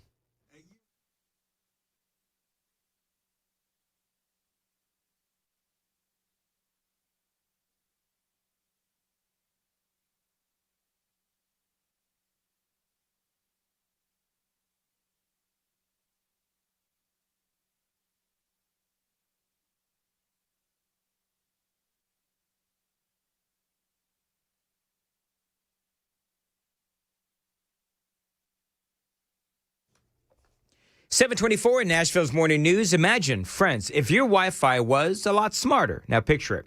Your TV, your phone, your laptop, even that fancy fridge working together to make life easier. Well, my friends at Xfinity make that dream a reality. Devices so in sync you would think they are telepathic. Really smart Wi-Fi that knows when your devices need a boost. Now, the best equipment to stream 4 games at once with multi-view. An Xfinity Mobile that gives you Wi-Fi where you need it and 5G everywhere else. That is the magic of Xfinity. It is seamlessly in tune with you. Xfinity, imagine that. Restrictions apply. To get started, call them. Xfinity.com. Drop into an Xfinity store today as well. Again, Xfinity.com or drop into an Xfinity store today.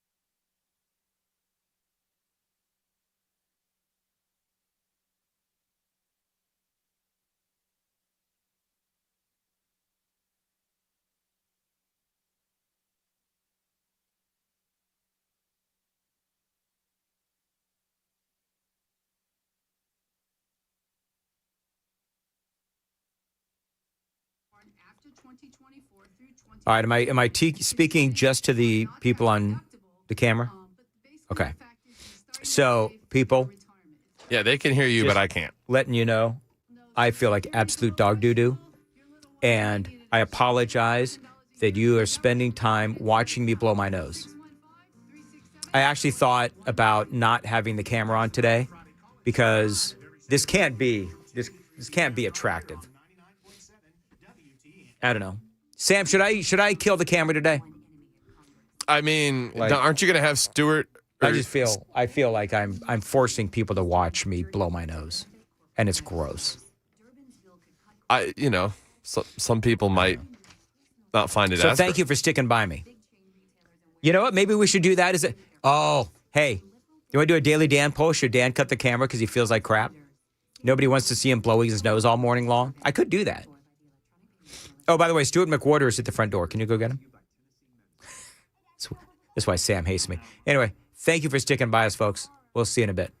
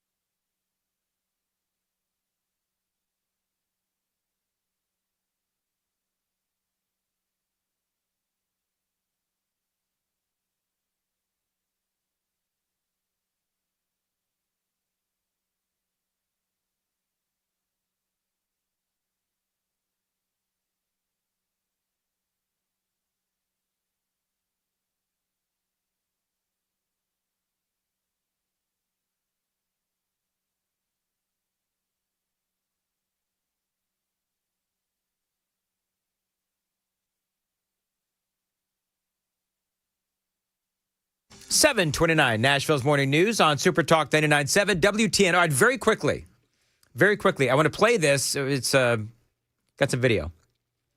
So this is a Democrat, forget her name, but she's out of Michigan. Listen to what she says about Obamacare and subsidies, et cetera. Let's not forget, Republicans control the House, the Senate, and the White House. To suggest that any other party other than Republicans has the ability to end this shutdown is ludicrous. I'm so confused. So you just heard her. She said that anyone other than the Republicans can go and fix the government shutdown is ludicrous. That didn't age well, honey, because you just had 8 Democrats that crossed over in a very bipartisan way, believe it or not, to work with the Republicans to stop the government shutdown. Here's more. We could do it today. I would support a temporary extension at this point. I think, again, we need to be at the negotiating table to listen to the end part of this. Talk about what else we would do within that 1-year timeline, because these tax credits are not the long-term solution. We should not be using taxpayer dollars to subsidize the cost of health care. We should not be using taxpayer dollars to subsidize the cost of health care. Boom. The Democrat out of the state of Michigan. It is 7:30 on Super Talk 99.7 WTN.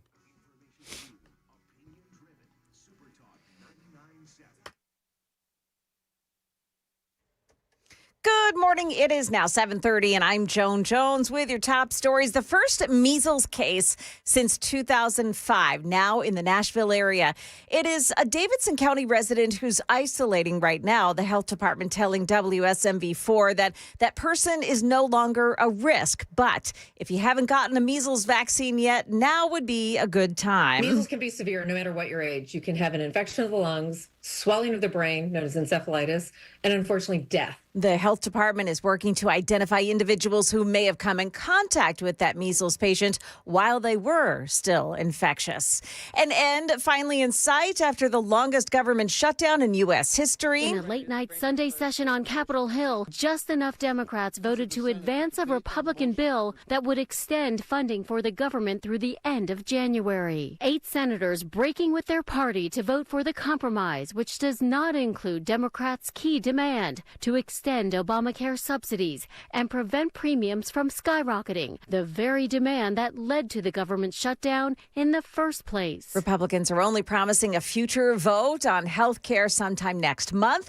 And that had been offered in earlier compromise talks. To Chicago, where the search is on now for the man who fired shots at immigration agents on Saturday. The crowd was demanding a detained woman's release when the Department of Homeland Security says a man driving a black Jeep fired the shots and then took off. The agency saying protesters also threw bricks and a paint can at their vehicles, calling those in the crowd agitators. But some residents say the federal agents were overly aggressive. That's ABC's Alex Stone. A Chicago police officer who had been directing traffic at that scene was hit by an SUV being driven by a 22-year-old woman. She was charged, but police are saying this was an accident, not intentional. And just crossing the wires this morning, another strike on drug smuggling vessels. War Secretary Pete Hegseth says 2 boats operated by designated terrorist organizations were hit in international waters. He says these vessels were known by our intelligence to be associated with illicit narcotic smuggling, and they were carrying narcotics. That is the latest news, traffic, and weather next. I'm Joan Jones, WTN News.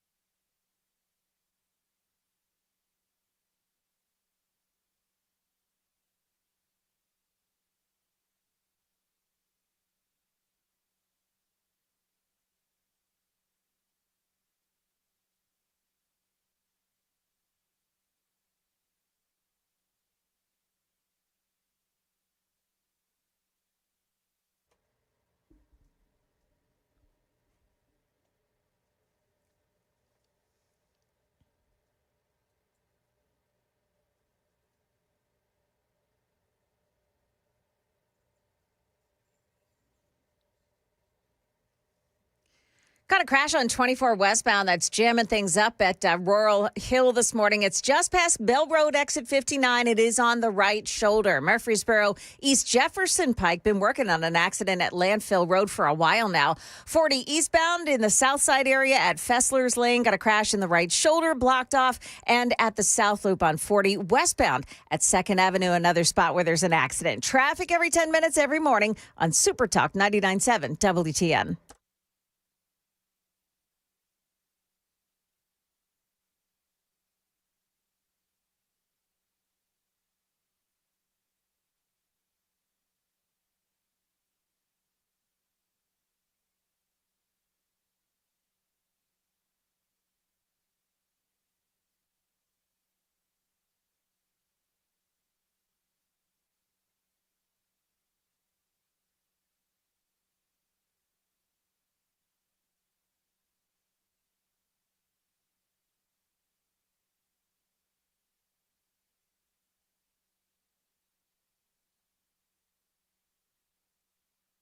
(7:37) Nashville's Morning News on Super Talk 99.7 WTN. Appreciate you being here for a Monday. Boy, there's a lot to talk about. Government shutdown has apparently been shut down. That's what I'm saying. And so we've got all the latest on that. We've been talking about that all morning long. Local issues. Stuart McWhorter, Commissioner of the Tennessee Department of Economic and Community Development, joining us in studio. Stuart, always great to have you on. Yeah, thanks to be. So let's talk about the opportunities that we have because New York has decided to elect a commie mayor. Mm-hmm. So there's a lot of, you've got Florida, Governor Lee, and I think Texas, Greg Abbott. But 3 governors that have basically said, come on into our state. So let's talk about the opportunities. Sure. Well, I mean, I think this is something that's just been kind of going on for some time. I was thinking about this. COVID accelerated a lot of what's been happening in the Southeast from folks who are looking to, whether it's business or individuals or families. We saw this migration from literally all over the country to the Southeast, but certainly in Tennessee, it was a recipient of that. And I think that, it's just a continuation of a migration of folks that are saying, I want to live in a state that is business friendly, that's family friendly, that, I can, go to school, I can go shop and not feel, unsafe, or a place for my kids to get an education. So I think that, what's happening in New York, aside from sort of the politics of it, I think it's just another a function or example of what's happening, around the country. That's just getting a lot of attention right now. And of course, the governor, he did a video about it and said, "Hey, we're here," and and so here we go. So, do you go out and do you specifically recruit?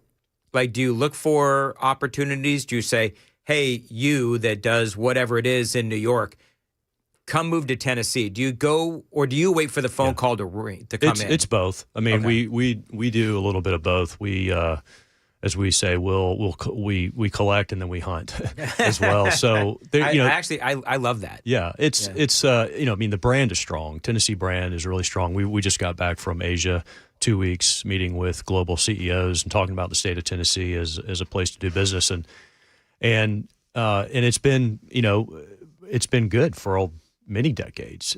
But with that said, we have about a dozen industry clusters in our state. And, we recognize and know there are certain global brands that we believe should be in our state. And so we do have conversations. We'll oftentimes talk to the CEOs, but we oftentimes talk to site selection consultants. A lot of these companies will hire consultants so they can kind of hide behind the project name so we don't know who it is. Yeah. But it's a little bit of both. Tell me what it's like to go to Asia, and like where exactly did you go? And you're meeting with, as you said, people that are sort of representing companies and so forth. Yeah. So, well, first of all, it's 13 or 14 hours difference, half day ahead of us. Yeah. It's I think on the surface, people are like, oh, you get to go travel and go to all these great places. It's not. You would. I would rather go to New York than Asia. Yeah. Well, I would not. So we went to to Taiwan. Yeah. Okay. First. Yeah. And then we went to Korea, South Korea, Yeah. and Seoul, and then finished up in Japan, in Tokyo. Okay. All wonderful countries and cities. Yeah. I think that I think most people know about Tokyo, but Seoul, South Korea is a beautiful city. Yeah. It really is. And but we met with a lot of companies. I mean, we were very busy. We also signed, while we were in Taiwan, Governor signed an MOU with the country, and really all that's doing is formalizing a relationship for economic development. MOU is Memorandum of Understanding. Okay. Correct. Really, it's a kind of a non-binding, but it's more ceremonial than anything. But what it tells, I think what it's saying is we have an interest in working closely with businesses and companies in Taiwan. We have some in Tennessee already, and that continues to be an opportunity, from a business perspective. There's some great, unbelievable companies coming out of there, great R&D innovation happening in Taiwan. One of the things I find interesting is the competition between like Florida, Tennessee, and Texas. Because I had this big article from the Daily Mail after Mamdani was elected, where it said the 3 states that are more than likely to reap the benefits of this communist mayor is those 3 states, including obviously Tennessee. So is there a friendly competition between your counterparts in those other states? There is. I mean, I think it's pretty much all the states in the Southeast, those that border our state. We compete fiercely with those states, but we also celebrate their successes because, for instance, if Georgia lands a large project, we know that the supply chain is going to come close. Customers want their suppliers. If it's good for, let me ask you this: if it's good for the South, so Florida, Georgia, Tennessee, Carolina, South North Carolina. Yeah. So from a region, I think we're probably looking pretty good. We are. Yes. I mean, it's all the southern states are seeing the same kind of growth that we're seeing in Tennessee.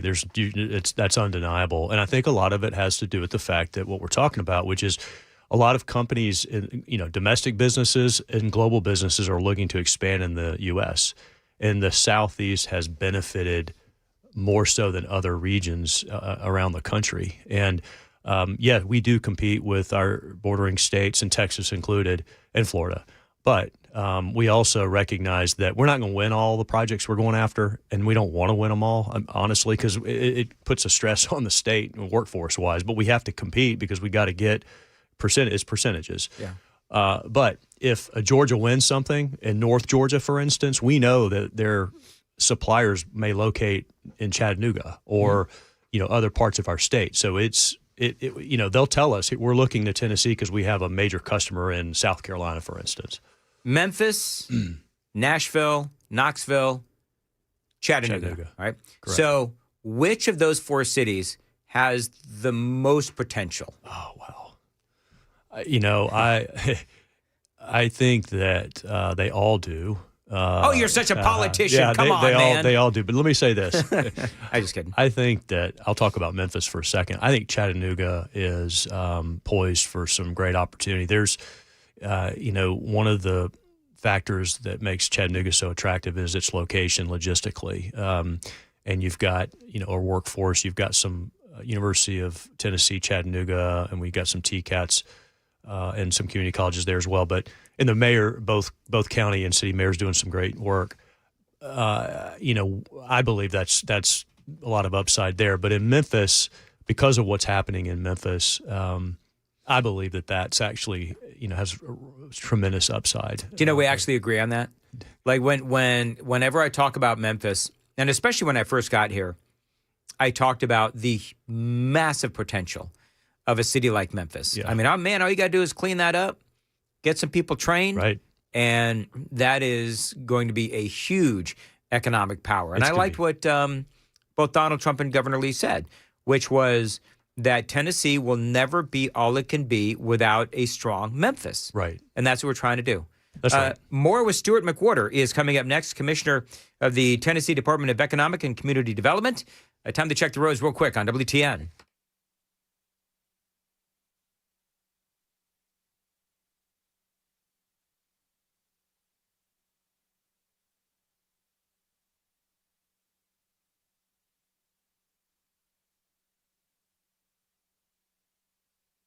as far as your weather goes. And from what I'm understanding, Joan, some schools are closing.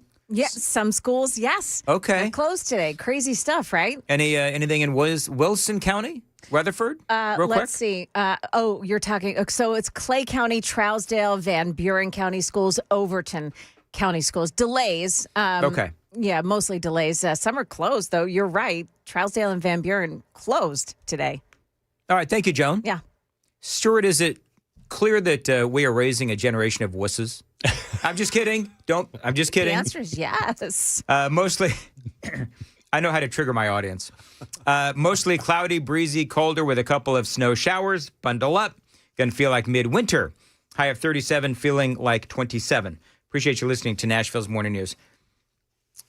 Stuart, one of the things that people talk about is and I'm going to air quote this, the failure of the Ford plant in Memphis. So can you explain what happened there and why people are calling it a failure? It was, of course, electric battery plant and all that kind of stuff. Talk about what happened. Sure. Yeah, and it's happening. I mean, it's an evolving project there in West Tennessee. Again, one of the largest projects in state history.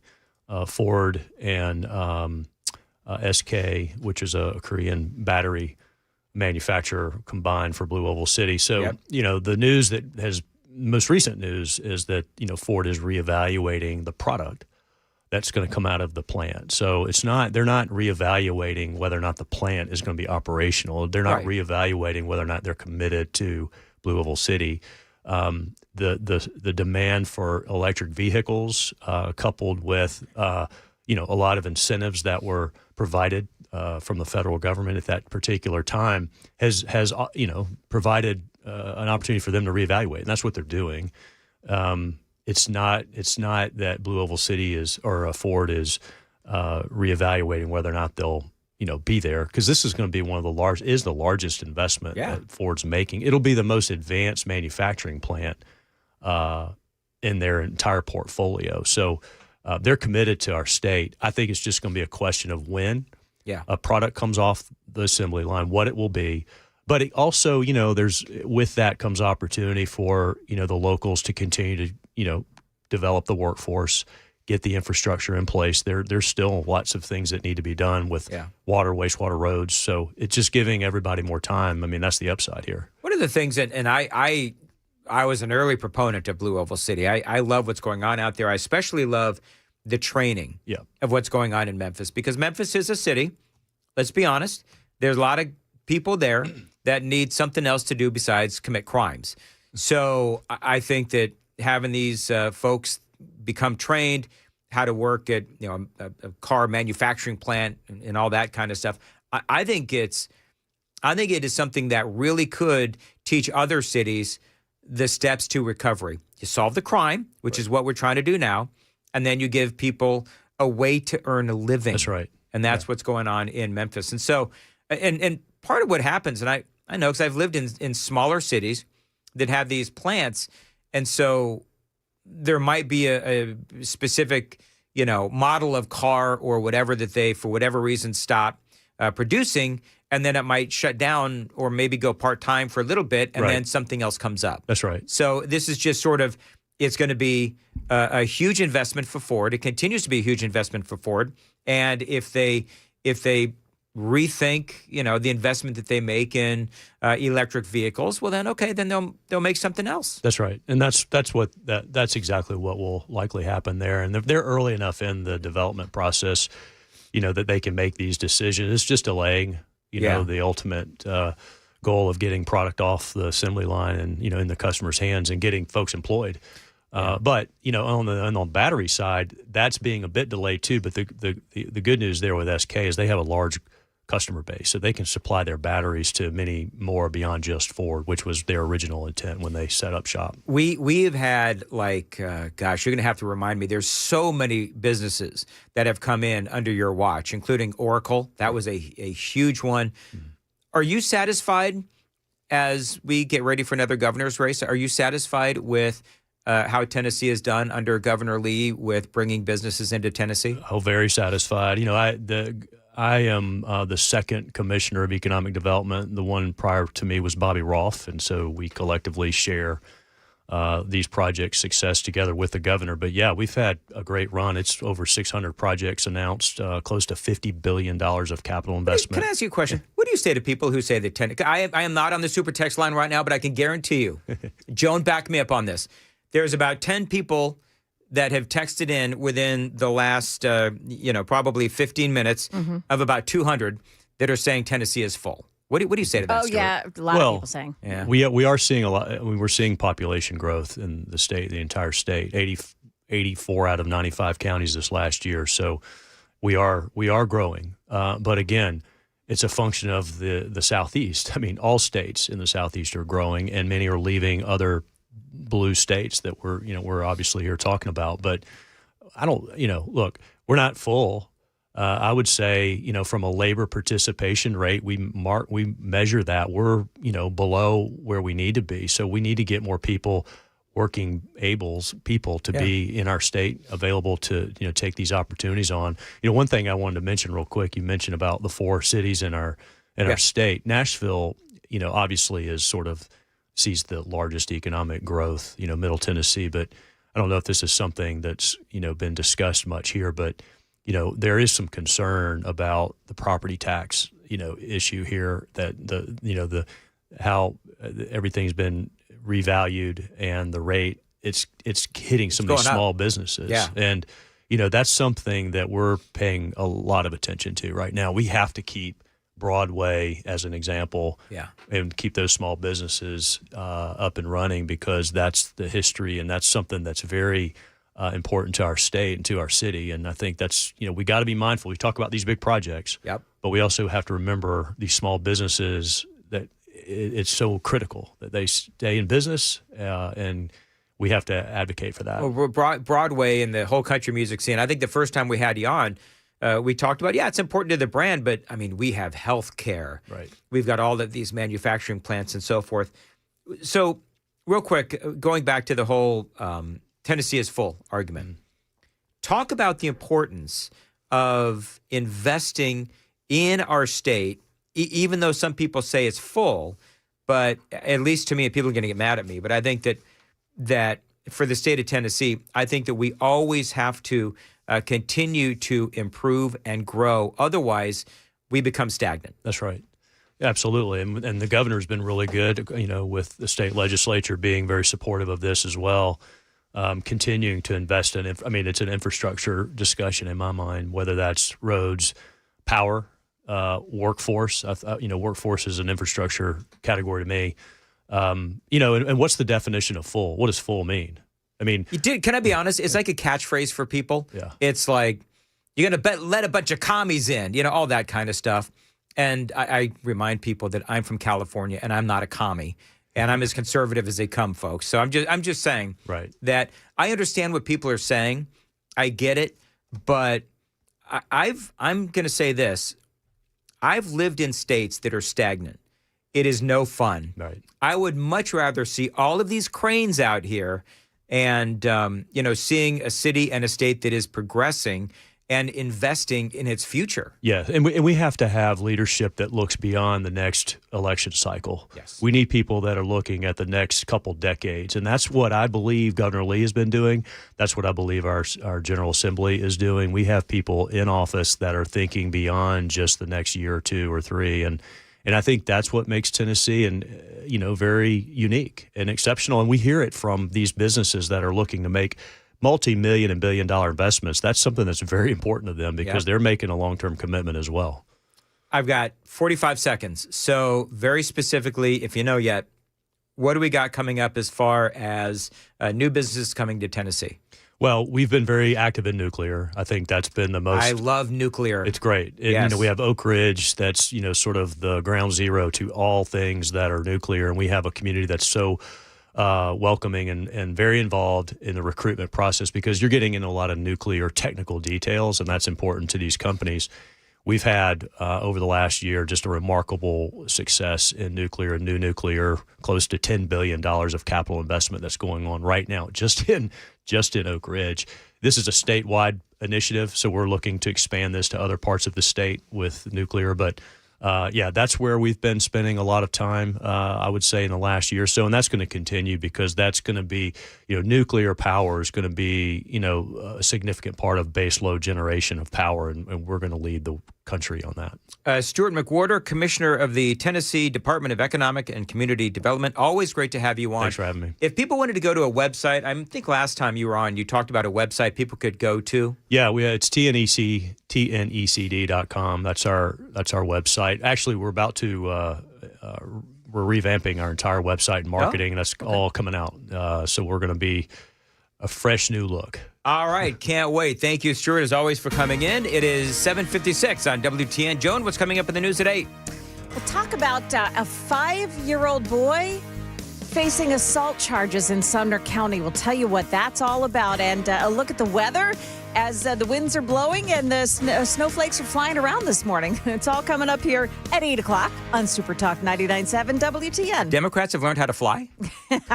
Nice one, Dan. All right, it is 7:57 on Super Talk 99.7 W. I don't think Stuart was grossed out with all the snot in the studio. You don't think? No, but I told him when he came in, no handshaking. He's currently taking a shower in the hallway, so. Is that what it is? Yeah. It's a shame. Very good. It is 7:57, Nashville's Morning News. Hey, by the way, you know who's going to join us at a little after 8? Dr. Manny Sethi. Cool. He's going to talk about the measles. He's going to talk about, the problems with Obamacare and some of the other things that are going on. He ran for Senate, and I like Manny Sethi a lot. So I'm going to talk to him coming up here on Super Talk 99.7 WTN. The holidays. I guess the holidays are now officially here. And if you need to slim down for the holidays, my friends at Contours, they can help you. For just $99, you can get one of those belly buster specials from Contours. Now, if you call right now, that phone number is 615-236-9960, 615-236-9960. The first 10 callers, you're going to get that $99 special. Now, most folks lose at least a couple of inches across the middle. You can check them out today, 615-236-9960. Utilizing Contours red light technology. Red light technology, it is all the rage. It is not only incredibly unique, but also effective. People have been coming from all across Middle Tennessee to check them out. First 10 callers right now, call this phone number, and you get that Belly Buster special for just $99. 615-236-9960, 615-236-9960, ContoursLLC.com.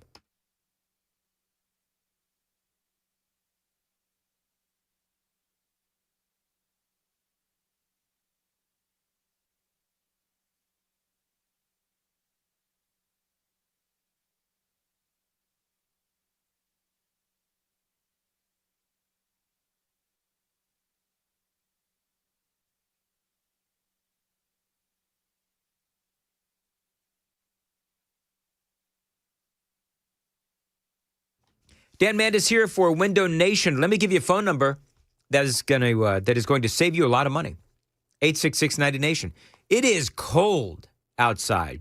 So if you're in your nice warm house, but you feel, cold air coming in, maybe through your windows, well, you've got a problem. You've got to call my friends at Window Nation, because right now is a great time to do so, taking advantage of Window Nation's end of year sale going on through this month. You know what they're offering to listeners to my show? 50% off all window styles. You could get 0% interest for 5 years from Window Nation.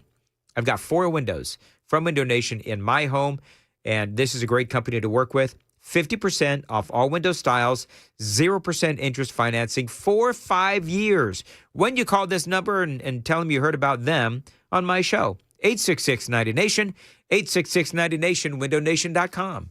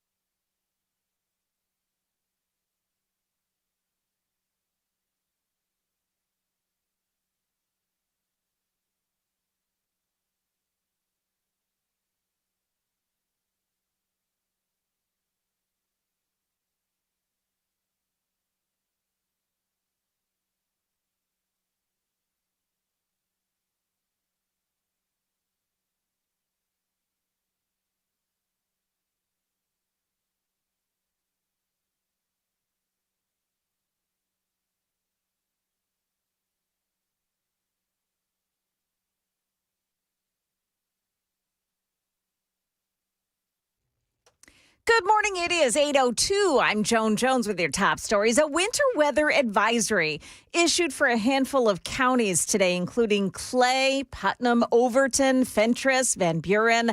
The National Weather Service saying there could be anything from a dusting to an inch of snow today. And it's prompted some school closures and delays, too. Clay and Fentress County schools are closed after an initial delay at both. Trousdale, Van Buren County schools, they're closed. Overton County schools announced a 2-hour delay.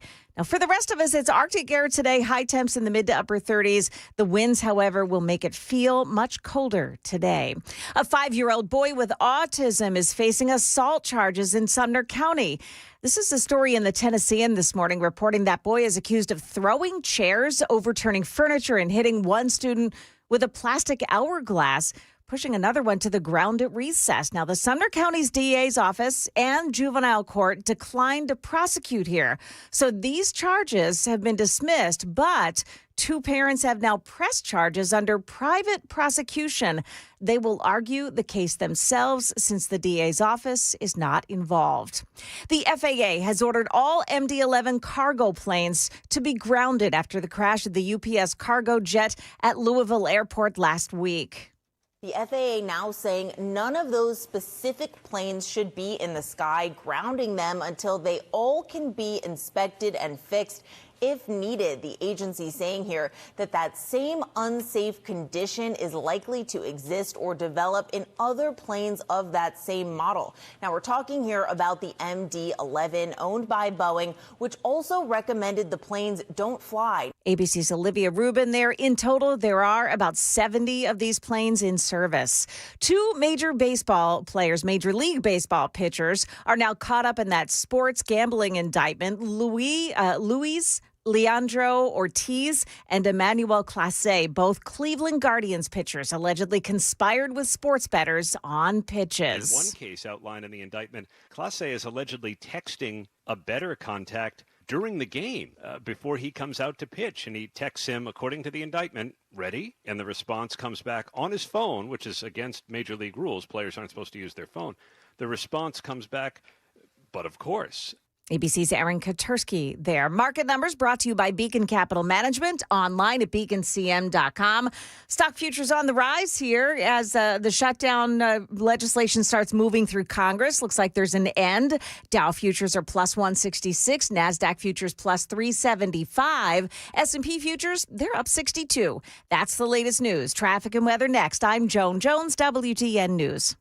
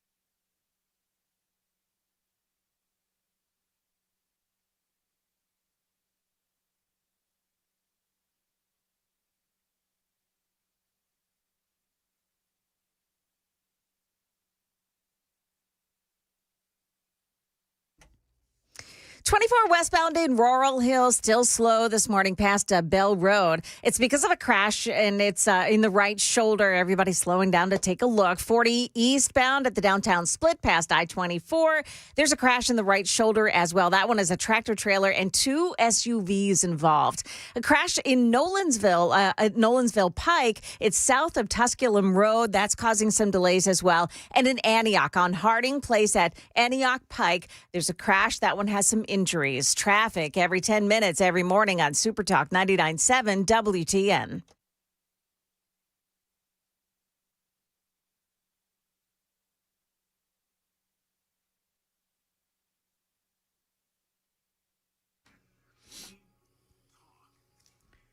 .808 Nashville's Morning News on Super Talk 99.7 WTN. Welcome on in to a Monday, November 10th, off and on all morning long. Just so you folks know, we've been talking about the shutdown to the shutdown. The government shutdown is in the process of unwinding. There's a lot of procedural things that have to be done. Then it's going to go over to the House of Representatives, then ultimately over to Donald Trump's desk. So we have been covering this all day long.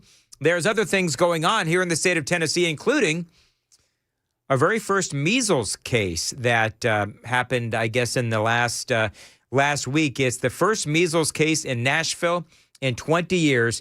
And who better to talk about it than our buddy, Dr. Manny Sethi. And Doctor, always great to have you on. So let's talk about it. Of course, you know, the person that came down with measles was unvaccinated. I want to kind of get into that a little bit. But number one, you know, what do we need to look for? Because this is highly contagious. Talk about how contagious measles is. Well, Dan, good morning. Thanks for having me on. You know, measles is very contagious. You know, starts with a fever, then a rash, very highly airborne, transmissible. So if you're around it and you're not vaccinated, you're probably going to get it.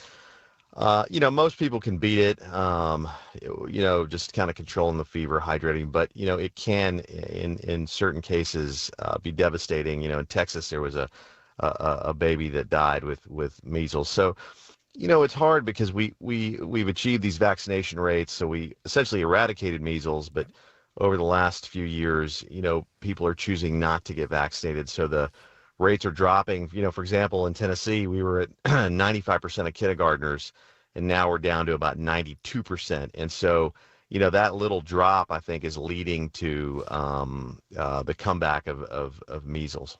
Is part of the problem, I mean, this is where I'm going to pontificate for about 30 seconds. So I think part of the problem is the backlash from what happened during COVID and the push downs for the COVID vaccinations. We all know what Joe Biden did. So that's number one. Number two, part of my question is, are there illegal aliens that are coming in that are not vaccinated? I know that was a thing at one time.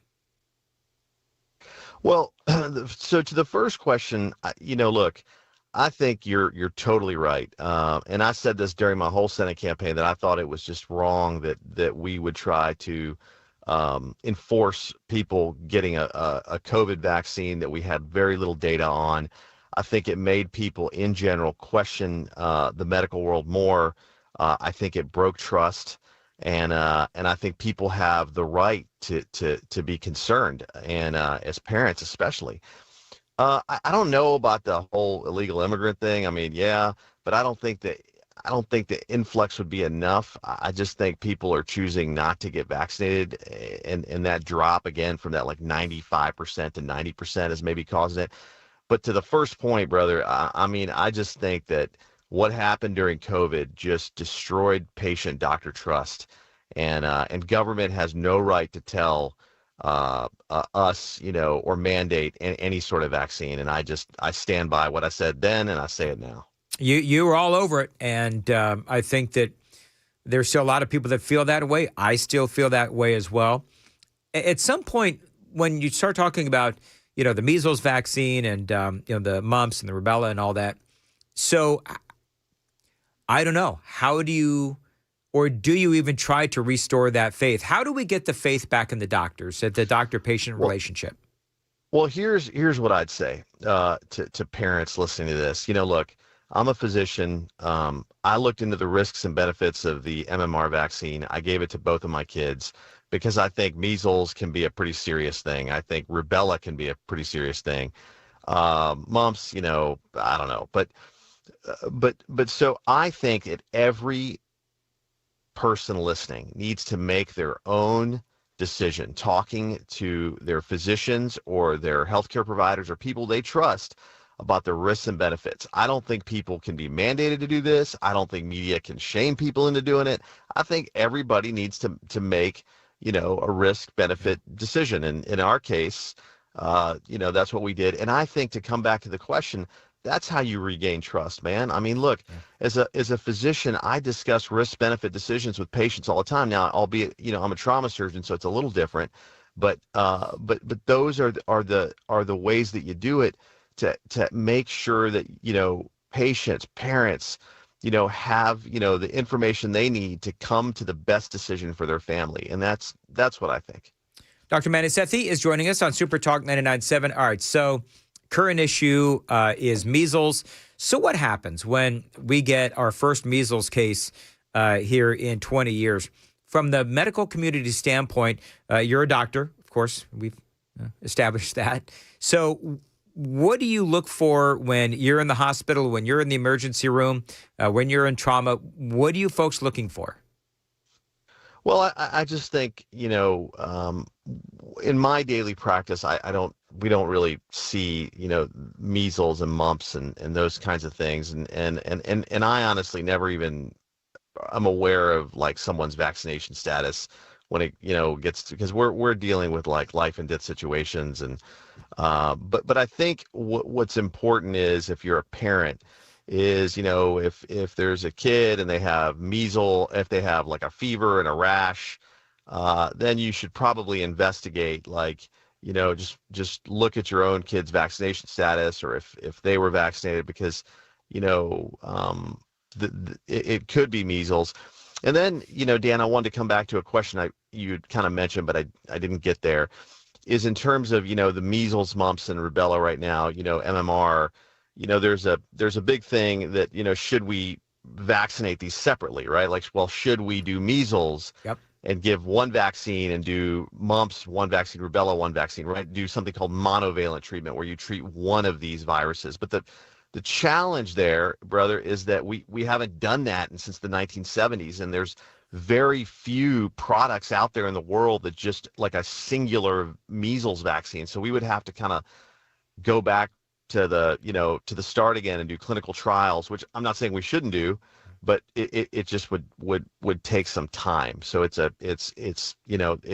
really challenging. But I will say, look, there's no harm in coming back to look at the data to make sure what we're doing is safe. I think sometimes people are like, well, you're an anti-vaxxer because you're questioning these things. And I think it's always right and important to question the data and to make sure the decisions that we're making about health in 2025, even though we were making them in the 1970s, doesn't necessarily mean it's the right decision.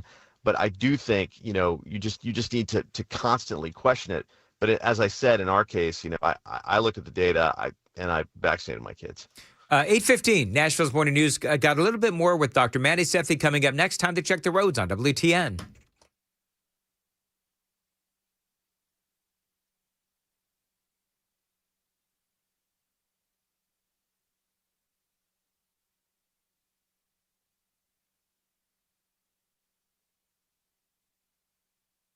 As far as your weather for today, boy, is it cold. Mostly cloudy, breezy, colder. A couple of snow showers as well. It's going to feel like midwinter, high of 37, feeling like 27. And Dr. Manny Sethi is joining us. Doctor, in the news today, of course, and most certainly in the past couple of weeks with the shutdown and all that, the Obamacare subsidies have been a big conversation. There is the original subsidies, and then there is the COVID-era subsidies.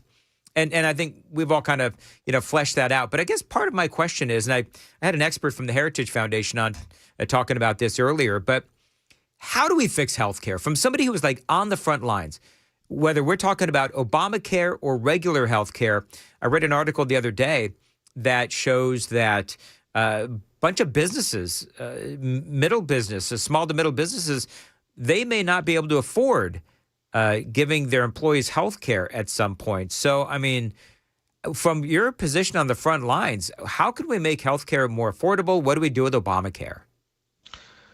Well, this is I think one of the major questions of our time, and I just think what we can't do is continue to fund these subsidies, because here's the thing, healthcare in America is broken. I think anybody listening to this would agree to that, and the reason is that we're treating disease and we're not promoting wellness, so we're not getting on the front lines of health, right? I run a nonprofit called Healthy Tennessee. We try to get people on the front lines of health, to get healthy, to reduce, obesity, to get more active, reduce cardiovascular disease. And you can do all of that by making lifestyle choices, right? But in America, the healthcare system, right, we are focused on treating sickness. So with Obamacare, what we've done is we've doubled down on that. We've tripled down on that. And so as the population gets sicker, health insurance is getting more expensive. And instead of dealing with the problem on the front end, we're just throwing more money at it, right? And what I'd like to say is, like, for example, if you had a leak in your house and the water pressure gets lower, do you go turn up the faucet so you get more water, or do you go fix the leak? And I think right now with Obamacare, we're just turning up the water. We're not fixing, what is broken, and we're hiding it from people because the government is subsidizing, in insane amounts of money, health insurance. And so at some point, as our federal deficit rises, we just can't afford this. And so I really believe with all my heart, if we just reimagined American healthcare and we focused on prevention, we focused on lifestyle choices, instead of just treating the disease on the back end, we could really make a big difference, save costs, and have healthier people all around. Doctor, a question from the super text line, and I have not heard of this, but a couple of people are asking about this, so I'm going to just throw it at you. Sure, yeah. Recent reports indicate a significant surge in drug-resistant bacteria happening in hospitals, and they're saying this is a serious threat to public health in hospitals across the U.S. NDM-CRE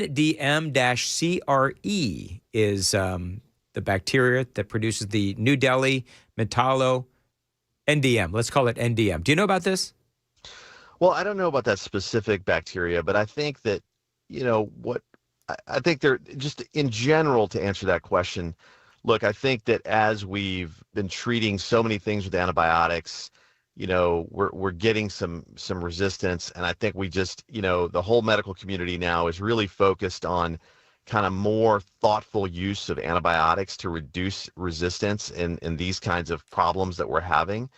And so this is a discussion that, like, we have a lot in the medical community, where we're kind of being like, wait, why are we giving, an antibiotic in this situation? So yeah, this is something that has come up. I don't know specifically about that bacteria. I'd have to read more and learn more, but in general, yeah, this is an issue. All right, real quick, I can't believe I'm going to do this. Dr. Manny Sethi, what is your favorite ER kind of show? We had Pitt, we had ER, we had MASH. Do you have like a favorite, and how close is that to reality?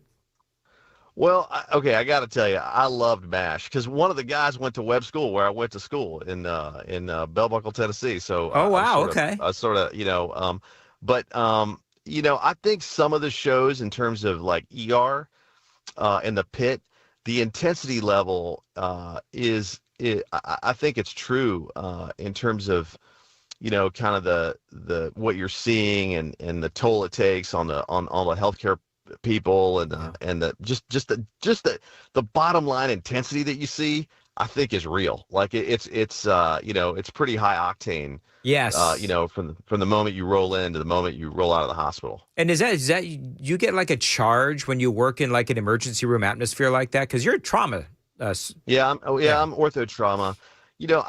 For me, look, I'm now almost I can't believe this, but I'm almost like doing this now 2 decades. And I think every day I feel like God has called me to make a difference and help other people. And so I just feel very honored and privileged every day to do what I do and kind of be a part of people's life stories. And my favorite thing is you see someone on the worst day of their life, and then you could be there with them and help them and get them to that place where, a year later, they're just back on their feet doing their thing, or 6 months later, and you were a part of that process from the beginning until the end, and that's pretty amazing. I can't describe to you how meaningful it is to me. All right. Now, something that is meaningful to me. Sam and I are arguing behind the scenes because I swear what I have is not a cold. It's actually allergies. He believes that I have an actual cold. So is there a difference between what is the big difference? How do you tell whether you've got allergies or a cold? Because, I mean, I'm in here and I'm in this studio and all my fellow talk show hosts are going to be using it as well. I think that I've got allergies, but is there a way to tell the difference? I think you might have the measles, Dan. Oh, No, that's so kidding. funny. So- That's good. so- That's good. So here's the thing. I think so with an allergy, what can happen is right. You start coughing, you start sneezing, then you get a little congested, and you basically become in sort of a hyperinflammatory state where you're, you get a cough and your lungs get a little irritated. And in that setting, so that's if you calm it down, you take Benadryl or you take Zyrtec or you take whatever you're going to take, you can bring that level of inflammation down. But if you don't, over time, what happens is, let's say you've got like a cough, right, and you're coughing up stuff and you get a lot of mucus. Well, then you can get like what's called a super infection, and so then you get a bacterial infection. So, and that's not typically the case, but what can happen is like an allergy or a viral illness can become bacterial over time if it's not managed like right. Yeah. So you probably have something viral. You probably had an allergy. It's maybe viral.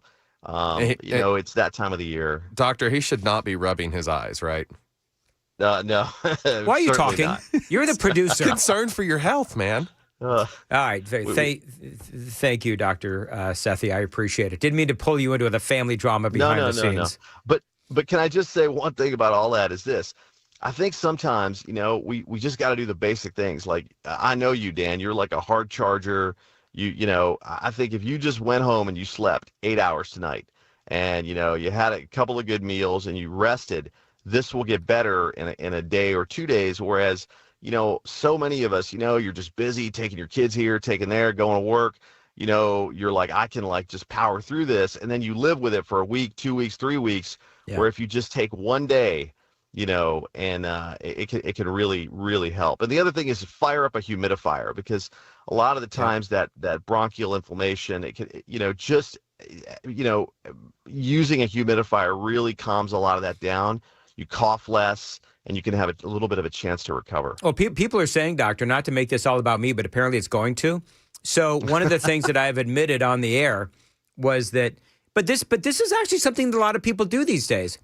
They're taking a lot of melatonin to help them sleep. And I've seen some medical professionals, I don't know where you stand on this, but I've seen some medical professionals say you shouldn't take so much melatonin to sleep because it can actually have adverse effects. Yes, it actually can. I mean, a little bit of melatonin here and there is fine. I've actually read that data as well, but then, it can kind of throw your hormonal balance off, and actually in the long term lead to you not sleeping or lead to some anxiety. So yeah, I think that's absolutely right. Thank you, Dr. Mani Sethi. I appreciate it. So basically, you're telling me that I'm having too much melatonin and I've got the measles. All right, thank you very much. I appreciate it, Doctor. Always great to have you on, Dr. Mani Sethi, here on Super Talk 99.7 WTN. Do you know what I chose not to ask him, Joan, but I very well could have? What's that? The impact of ODing on slippery elm. Oh, with my throat coat. I could have asked him that, but I chose not to. Because I felt like really awkward, like making this all about me. Just didn't want to know that, you probably shortened your lifespan. The way I feel right now, that'd be okay. Anyway, it is 8:26, Nashville's Morning News on Super Talk 99.7, WTN, and Joan, what's coming up? Yeah, President Trump goes on another pardon spree. No MAGA left behind. Also, we've got the audio from the officer-involved shooting of a man in Nashville on Friday. That and more coming up here at 8:30 on Super Talk 99.7 WTN. Thank you, Joan. Dan Mattis here for Loan Pronto. Listen, what if you could pull up to $500,000 in cash out of your home and drop your mortgage rate to 4.99% APR. Dan Matt is here. Right now at Loan Pronto, they've got the lowest rates in 3 years. Now, with Loan Pronto's Rapid Equity Loan, you can get your cash in as little as 3 days, pay off all those high-interest credit cards, and even skip your next 2 house payments, all courtesy of Loan Pronto. Now, one client just got $300,000 approved in under 24 hours, paid off their debt, paid off a couple of car loans, and saved $2,100 a month. One call, life changed, Loan Pronto. Now, there's no wait, no hard credit pull up front. You probably won't need an appraisal. Just fast, easy cash from your home's equity. 615-499-5780, 615-499-5780, and see how much cash you can get today. 615-499-5780. Find them online, loanpronto.com. That's loanpronto.com. Equal housing lender, NMLS 166-1781. On approved credit, visit NMLSconsumeraccess.org.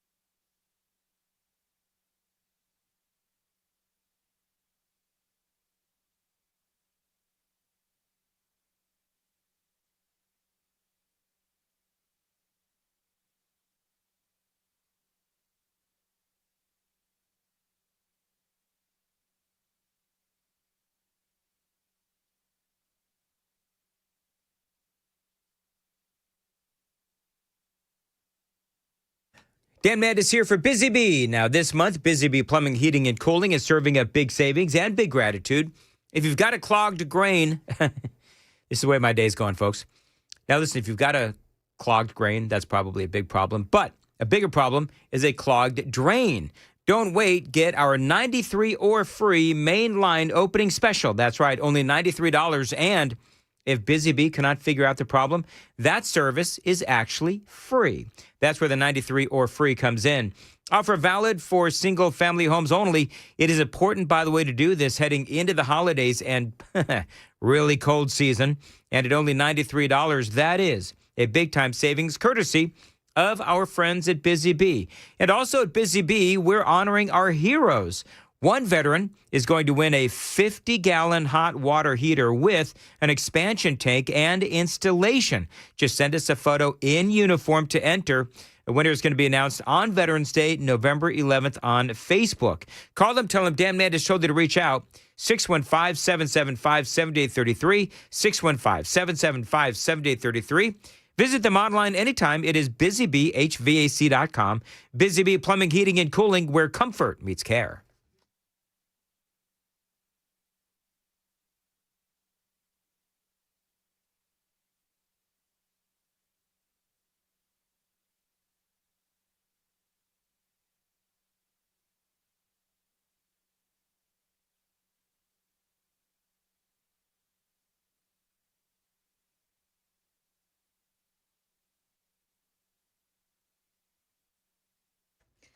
Good morning. It is now 8:32. I'm Joan Jones with your top stories. President Trump pardoning Rudy Giuliani, former Chief of Staff Mark Meadows, and attorneys Sidney Powell and John Eastman, and dozens of others. As of this moment, November 10th, in his first term, he had pardoned exactly one person. Now, of course, he's pardoned well over 1,500, most of whom those that actually took part in the attack on the Capitol on January 6th. The pardon attorney, Ed Martin, who announced these pardons, had earlier this year said in a post on X, "No MAGA left behind." So the other trend you see here is Donald Trump pardoning those who supported him. ABC's Jonathan Karl there. These pardons are related to anyone advocating for any slate of presidential electors or those who exposed voting fraud in connection with the contested 2020 presidential election. Metro Police releasing the audio of the phone call that prompted them to respond to the Greyhound bus station on Friday. The Greyhound station, and I have a gun, and I'm feeling crazy. That man, 2 officers responded and their body cameras captured the moments before they shot that man to death. Hey, get it out. I have a gun. Get it out. I have a gun. Get your hand out of your back. I have a gun. Hey, put the gun down, dude. Now, it turns out that man did not have a gun in the backpack. It was a vanity project. A member of Nashville's Budget and Finance Committee on City Council talking to WSMV4 about the remodel of School Superintendent Adrian Battle's office suite. Under no circumstance was this necessary. This was a vanity project. That project cost taxpayers $165,000. It included an updated bathroom, despite a women's bathroom being right outside Adrian Battle's door. Market numbers brought to you by Beacon Capital Management online at beaconcm.com. Nice start to stock trading this week. Dow Jones Industrials right now up 246. NASDAQ gaining 293, and the S&P is up 71 points at the start here. That is the latest news. We've got traffic and weather ahead. I'm Joan Jones, WTN News. 8:34, Nashville's Morning News on Super Talk 99.7. Dan Mandis here with a great way to increase the value of your home with my friends at Zentex. How about a bathroom upgrade from Zentex? This is a great company. They've got a great deal going on just for listeners to my show. How about converting that bathtub into a walk-in shower? Now, they can do that. And yes, for listeners to my show, you can get $999 off or 0% interest for 2 years, whatever works best for you at Zentex. Now, they have won awards for ethics from the Better Business Bureau. And last year, they were voted one of the best places to work in the construction industry. And happy employees mean great customer service. Now, remember that great deal. You could get $999 off or 0% interest for 2 years, whatever works best for you. And you mentioned WTN, you get a free Kohler toilet with your purchase. Find them online at ZINTEX, Zentex.com, Zentex.com, ZINTEX, Zentex.com.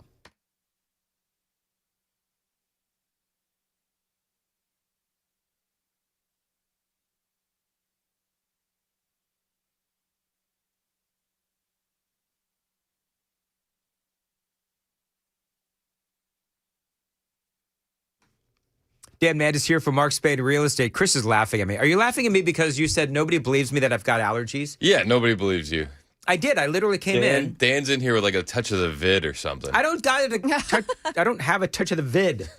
You sound really stuffy all of a sudden. No, you know what? It's getting worse. Yeah.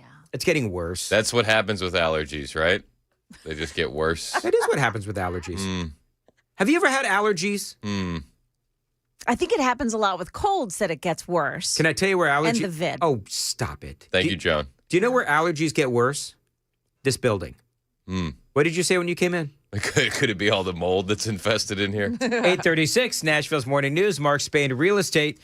Sell your home with Mark Spain Real Estate and get the strongest cash offer in the industry. You'll save time, make the most money, and eliminate all the hassle. Dan Mandis here. Indeed, you know, I always recommend Mark Spain Real Estate to my friends here in Nashville because I know that they are going to sell their homes hassle-free with a strong all-cash offer. As a matter of fact, with Mark Spain Real Estate, they are the #1 most reviewed real estate company in America.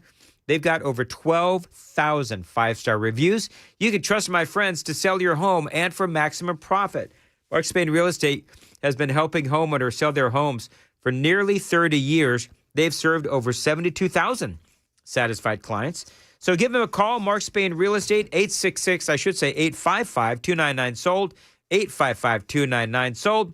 Find them online anytime at markspain.com to get a guaranteed offer on your home today. That's markspain.com and start packing.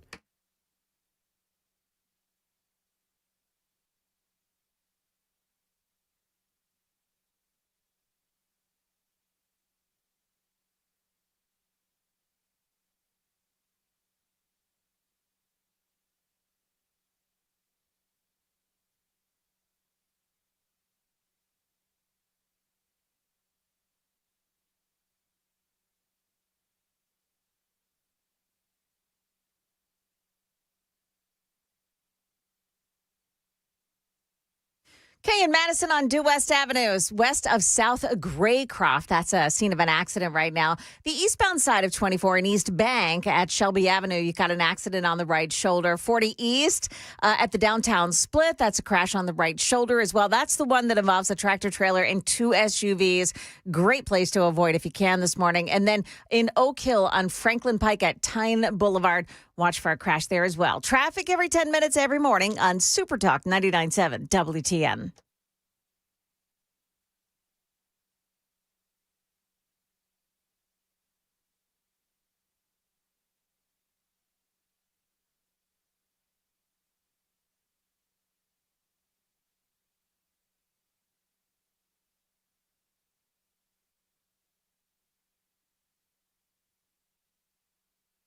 .838, Nashville's Morning News on Super Talk 99.7 WTN.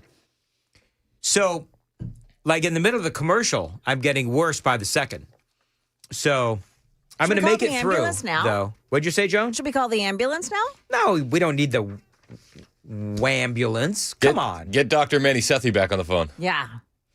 No, I don't need Dr. Manny Sethi or any other doctor. It's just amazing how much more stuffy you sound. He sounded fine on my ride in. Yeah. I just find it funny that we were wasting the great surgeon's time with simple medical questions. Oh, shut up. God's sakes, man. Why am I being like dissed by my producer? I don't know. Maybe don't text him at 4:00 in the morning going, hey, friend. You know what happened to me today? No, what happened? I forgot all my broadcast copy at home. So I had to text Sam at whatever time it was, and I basically said, we need to print out every single piece of copy. You know, the good news is maybe it'll be a light day, and it wasn't. Why don't you just go into the current date and use like a digital document that you can never lose? I guess I could do that, but I'm 57, and it's hard to teach an old dog new tricks. Because like the Democrats voting for reopening the government, that would be difficult to get Dan to do. Okay, I don't know why I'm being picked on here. I'm the victim. I'm sick. No. I've got allergies. I've got allergies. Clip it. Whatever. He's got this victim mentality because he's sick. I need government subsidies, man. I've got allergies. That hat makes you look like it. Winter Dan is in full effect if you're watching on the YouTube stream. All right, so I don't like... You're channeling your inner Tim Pool with the way you're rocking a beanie today. So people mentioned that on the super text line. Okay, I thought more of a sickly Woody Harrelson. Dan, would you prefer Dan Pool or Tim Mandis? So I was wearing this beanie since before Tim Pool became a thing. Oh, okay. So Tim Pool needs to stop jacking your swag. Jacking my swag is what you said. So he doesn't even know what he just said. No, give him a break, Joan. He's sick. Okay. Oh, that's right. He's a victim. I'm going to throw something at all of you. Anyway, or I'll just come in there and lick all the buttons. Ew. Jackson eats over this keyboard, so I don't know if you want to do that. What's worse, Jackson eating over the keyboard or me coming in there and licking everything? So it's a weird combo when you get Cheetos and Twix. We walk in, this is kind of behind the scenes. We all love Jackson. Yeah, we do. He's hilarious. He is, but Sam comes in every morning and there's like food stuff all over the place. Snackin' Jackson. Snackin' Jackson. Wow. Very good. I don't know if he would like that nickname, but I think that's actually pretty good. Hey, can we talk about the Poop Fest? Yeah, let's talk about the Poop Festival. So you set this up. If you're watching on Super Talk TV, basically you see a whole, but I'm going to describe it. You see a whole bunch of people that are at some sort of a festival, and they're all covered in cow manure. They are. Oh, we're just seeing the Twitter feed. Are you just seeing? Oh, hold on. It's I got it. There you go. Tyler Oliveira. He put this documentary out. He goes by Tyler Aloe Vera at Tyler Aloe Vera. Aloe Vera? Yeah, because it's hilarious on X. Yeah. He went to India to cover the Gorhaba festival. Gorhaba. Gorhaba is a vibrant and unconventional Hindu festival celebrated in rural India. I think unconventional is quite the phrase to use. It's known for its playful yet ritualistic core activity. Villagers collecting fresh cow dung and enthusiastically throwing and smearing it on each other. Now, why? Why would anybody do this? What? Well, it's tied to themes of purification, fertility, and prosperity. Fertility. And prosperity, You which know- if you look around the village, They need to spread a lot more manure. I think they need some more. I mean, there's so much manure. Joan, do you think that they're spreading more manure here than they do at the Washington Post? Oh, democracy dies in the darkness, Dan. There's a lot of darkness here. Yeah. Because they're all covered in cow dung. Shots fired. During this documentary, it's only like 30 minutes long. It's worth the watch because it's wild. He's like getting toured around the village, and he's like, first of all, he's like, the people are the nicest people that you could ever encounter. Like, they are welcoming and so kind and sweet, but they're just showing off mountains of cow dung. Like, yeah, we've been working on this one for about 5 weeks. And then there's a whole infrastructure in the town to then move the cow dung that has been stored at local homes into the city center for the big Gorhaba festival. That sounds like a big move. It's a big move. Did you get that, guys? Cow dung, move. Yeah, Dan, we pretty much got it. Do you know what? Research shows that people like it when I explain my jokes 5 times. Is that it? Really? That's exactly right. Did you pay for that research? I hope not. I asked my wife. Internal polling. Internal polling. That's exactly right. And actually, for the record, my wife hates when I retell my jokes 5 times. Oh, She said, Dan, if you have to explain it, and I know, just shut up. You only have to explain it once, Dan. This has been going on for up to 200 years. Yeah. Really? The cow dung? 200 years without interruption. Do you know what I'd be worried about? Because knowing what I know about India is that sometimes the water works and sometimes it doesn't. Can you imagine the water not working? Here's the best part. So after the festival, there's like a little murky creek that everyone goes and washes off in together. Not a drop of dawn in sight. Wait a minute. If you got hundreds of people and it's, bathing in a creek. It's like thousands of people. If you're the last person to bathe in that creek, you're bathing in cow dung water. This is true. But some of the villagers even eat the cow dung to keep away cancer. Not all of them subscribe to that, by the way. The funny thing is, you said that it helps fertility problems, according to them. Mm-hmm. I think the problem is the women don't want to sleep with the guys because they're covered in cow dung. That might be the answer to their fertility problems. Maybe. Women are not allowed to partake in this festival, which at least they got one thing right. Sorry. Talk about crappy jokes. Shh. You right to jail. Anyway. All right. The festival fosters community bonds through its messy joy. Listen, they look like they're having as much fun as somebody would have at Nashville's Warped Tour or whatever they are. So the guy doing the documentary wore like a full hazmat suit. He did. He's in a hazmat suit. He's got goggles on. It almost put a target on his back because the locals saw the hazmat suit and then smeared the poop on his face anyway. Dude, and people will pick up like boulders of this dung. Oh, there's one dude, if you're watching on YouTube TV, Super Talk TV, there's one guy who literally does, it's like a boulder. It's like a boulder of cow dung. Yeah. And like they're whipping at each other. Somebody's going to get hurt. Yeah, you can get some heat behind that if you throw it right. Oh, we when I was a kid, I don't know if I should admit this, but when I was young, we played with the dried out cow dung. Did you? Oh, you waited till it was dried? Yes, we did.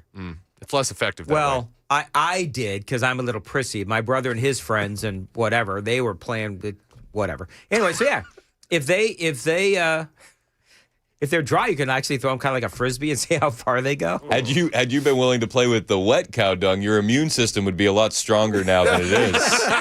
Just to let you know.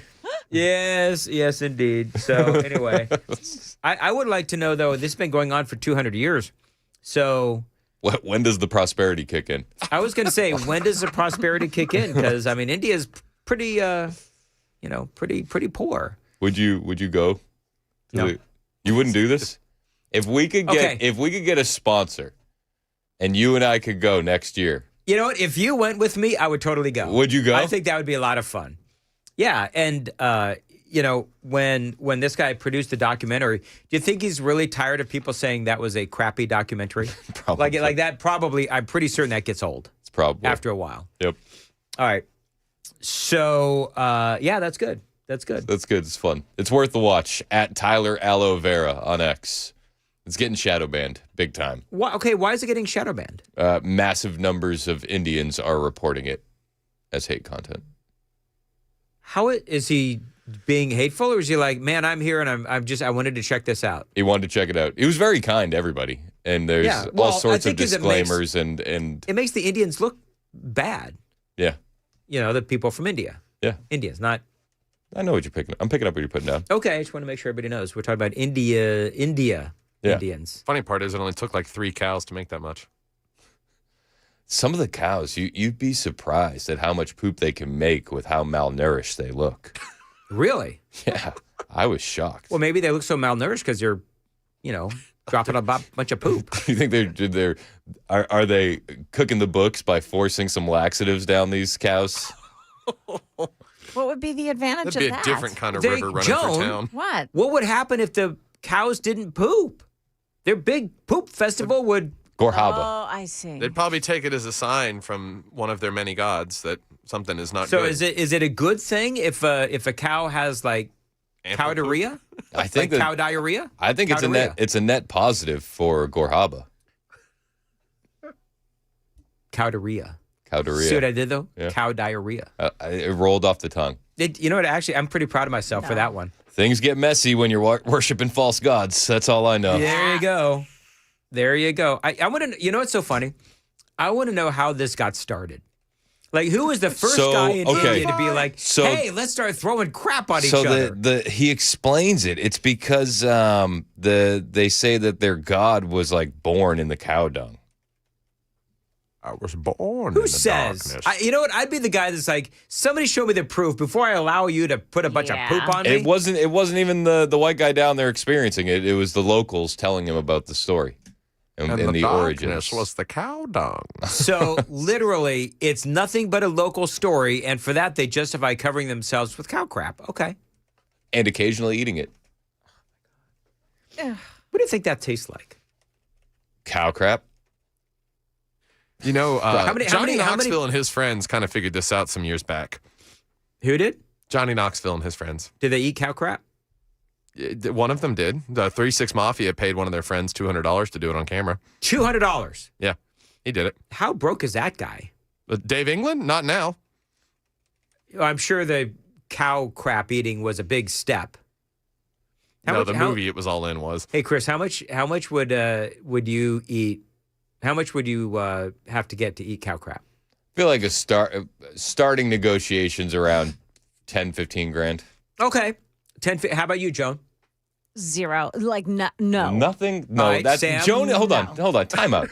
No. Joan is absolutely lying here. No. No. Not true. Everybody has a price. There is no way you wouldn't take $50,000. No. See, I was thinking about 50. No. 100. And how much do I have to eat? I'm being realistic. I got kids to feed. And if it's like dried, and can I put some honey on it? No, that's cheating. That's way cheating. Yeah. Ketchup? No, I think no condiments. You got to eat it. I think from the ground. it's got to be fresh. Ooh. Maybe potentially a little warm. Ooh. Okay, that's gross. See, that is gross. We got to. Can I get clothespins for my nose? You know, people are having breakfast. Joan, $75,000. No. $100,000. Joan is lying. I would eat a I don't care what cockroach before I'd anybody eat says. I don't care what anybody says. No. Joan, you could give your grandkids the best Christmas that they've ever had. All you got to do is digest a little bit of dung. Nope, that's not happening. How much?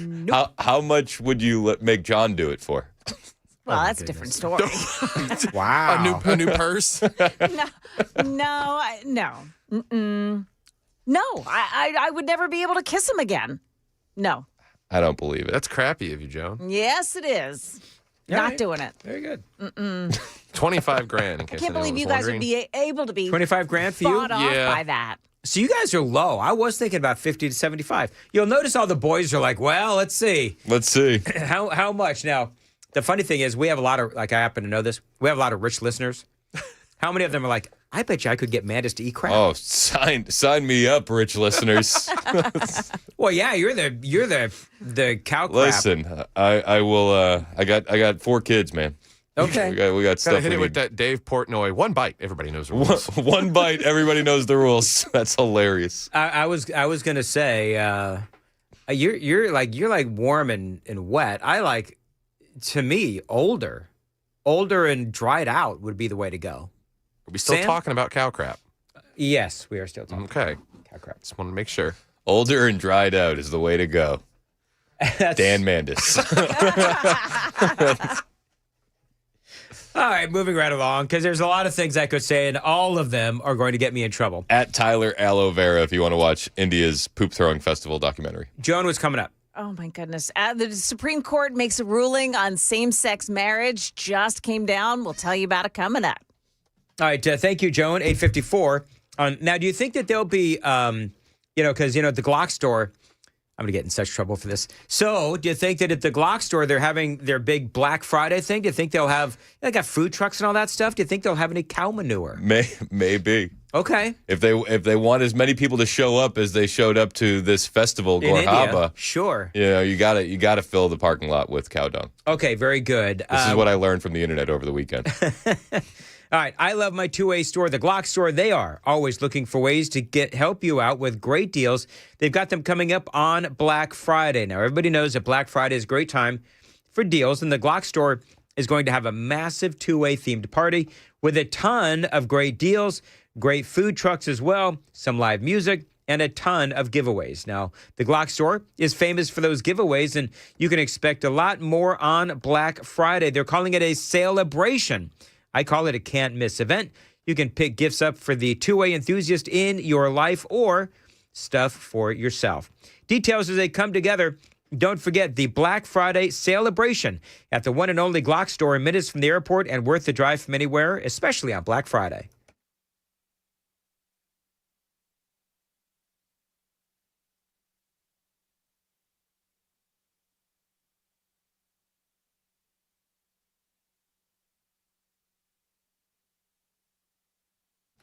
Dan Mandis here, 855. The Pancake Pantry, an iconic restaurant staple in Nashville, is showing gratitude this Veterans Day. This is huge. I love that they're doing this. The Pancake Pantry, they're showing gratitude this Veterans Day by offering free meals to active and retired military on November 11th. Now, this special offer is available at both the Hillsborough Village location and the downtown restaurant at 220 Malloy. Now, the complimentary meal features guest choice of any entree listed on the menu. A valid military ID is required to participate in the Veterans Day promotion. The Pancake Pantry, founded in 1961, is indeed a Nashville tradition, known for its 23 varieties of scratch-made pancakes. The Pancake Pantry offers the best food and, yes, the friendliest service from 2 Nashville locations, the original in Hillsborough Village and a downtown location at 3rd and Malloy. Batters and syrups crafted from secret recipes are made fresh daily, a perennial favorite on the Nashville Scene's Best of Nashville and the Tennessean's Best of Music City lists. The Pancake Pantry boasts a large variety of breakfast and lunch offerings. Find them online, thepancakepantry.com, thepancakepantry.com.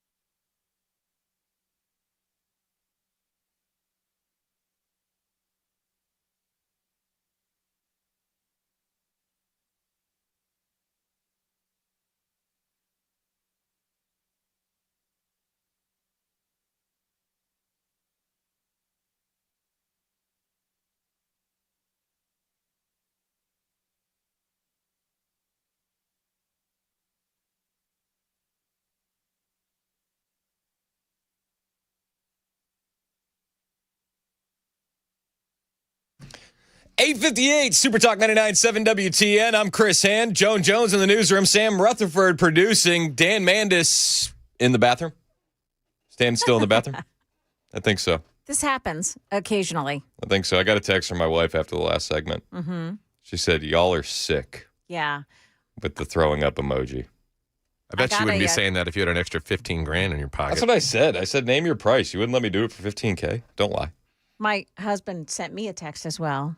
He said I would never, ever eat cow dung. Oh, he's lying too. No, he's not. There's no price at which you would be willing to do this? No. I don't believe you guys. I feel like Ted DiBiase, the $1 Million Man. Everybody has a price. Yeah. Yeah, no.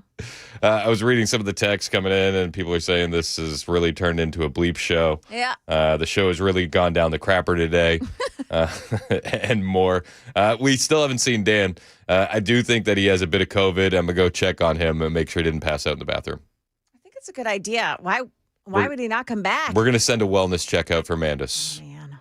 I promise. And we'll let you know should anything be happening. On the way, we're going to talk about the government shutdown being over. We're going to talk about why we still need to nuke the filibuster. We're also going to talk about a visitor that's coming to the White House today, which is raising some eyebrows. And was the January 6th pipe bomber exposed? All that and more coming up on the Chris Hand Show on Super Talk 99.7 WTN.